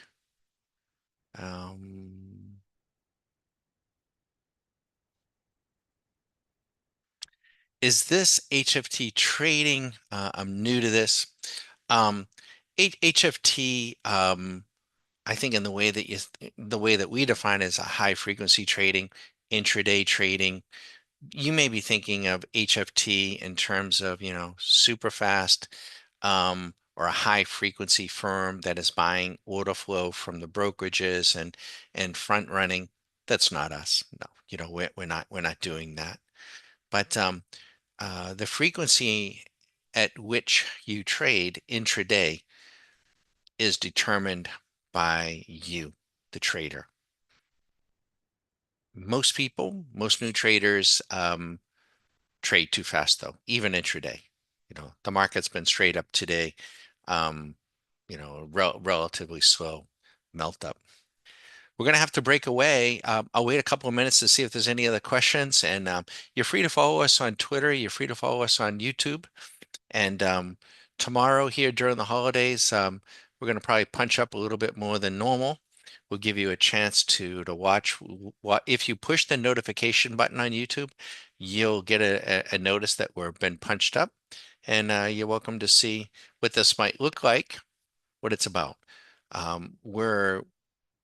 made one decision today to exit a trade early, and it was the wrong decision. Yes, they're all algos. Yeah, all algo driven, all math. Yep. Algorithmic trading. Yep.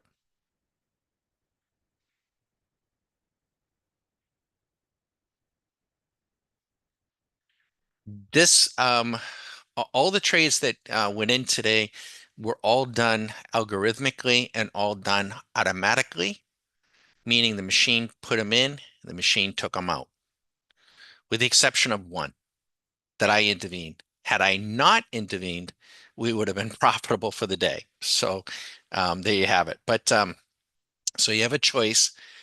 Not all brokerages will allow you to do this.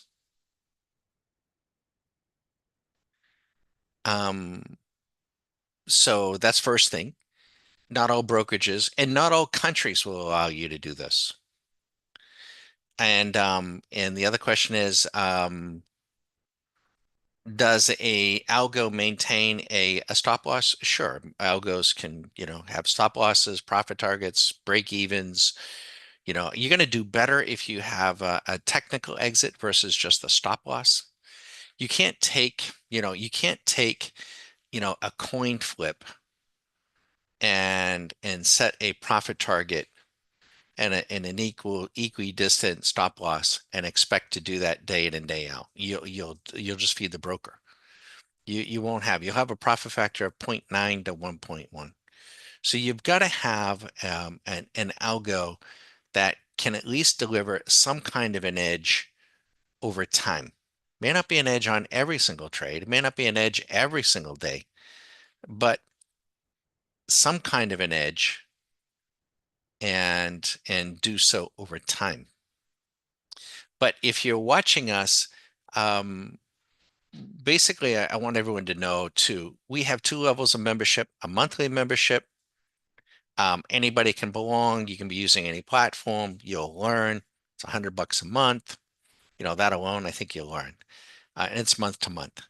If you have an interest in getting this on your desktop, You do have to go through something called a Q school, and then the tools could be on your desk. However, um, if you're in another part of the country, you want to find out, because our programs will only work on TradeStation, and you would want to find out if you have the same version of TradeStation that we have in the States. Some countries don't allow it. Some brokerages don't allow it. So that is what you want to know. What was the most money you lost in a day? Because SEB says 93% of all traders lose all their money. You know what? It's probably even higher than that. Probably 95%. We've been doing this a long time, right? So this isn't new to us in 6 days, 6 months, 6 years. Susan and I have been involved in the markets since 1981. I taught surgeons how to do surgery. Susan worked for IBM and Lotus, and we have been program algorithmically trading full time since 2001, 2002, that time frame. Yeah, you don't have it in India. You don't have the option. You don't have TradeStation in India, and they don't allow you to do it. I'm sorry. That's my understanding. I won't speak for TradeStation, but I just know from a lot of folks that we hear from in India that it's not available. Yep. Yep. So and one of the things that but regardless, I wouldn't be deterred. I think, that the fact, we all hear that 90% of people lose money. I think that's probably the case. That's probably the case. I don't think that's the case for our members, but it could, but I don't. I mean, I just know from at least I can't say definitively because I don't see their P&Ls day in and day out, year in and year out. But from our retention level, our monthly retention hovers at about 90%. It's very, very high. Our annual membership renewal is about 74 to 75%. So it's not 90, but it's pretty high. I presume that people wouldn't renew if they weren't making money and enjoying themselves. I mean, why would you do that? But I think, that most people probably do lose money. And it's usually around the same thing. It usually is. Trying to do too much with too little, over leveraging small accounts. Also, just trading emotionally, trading the money. There's an old saying that you can't make money with scared money. And that could be the case, but a lot of times that comes down to over leveraging a small account, right?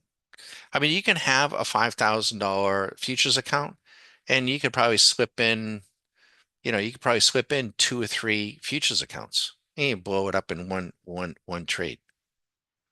And that's what leads most to demise.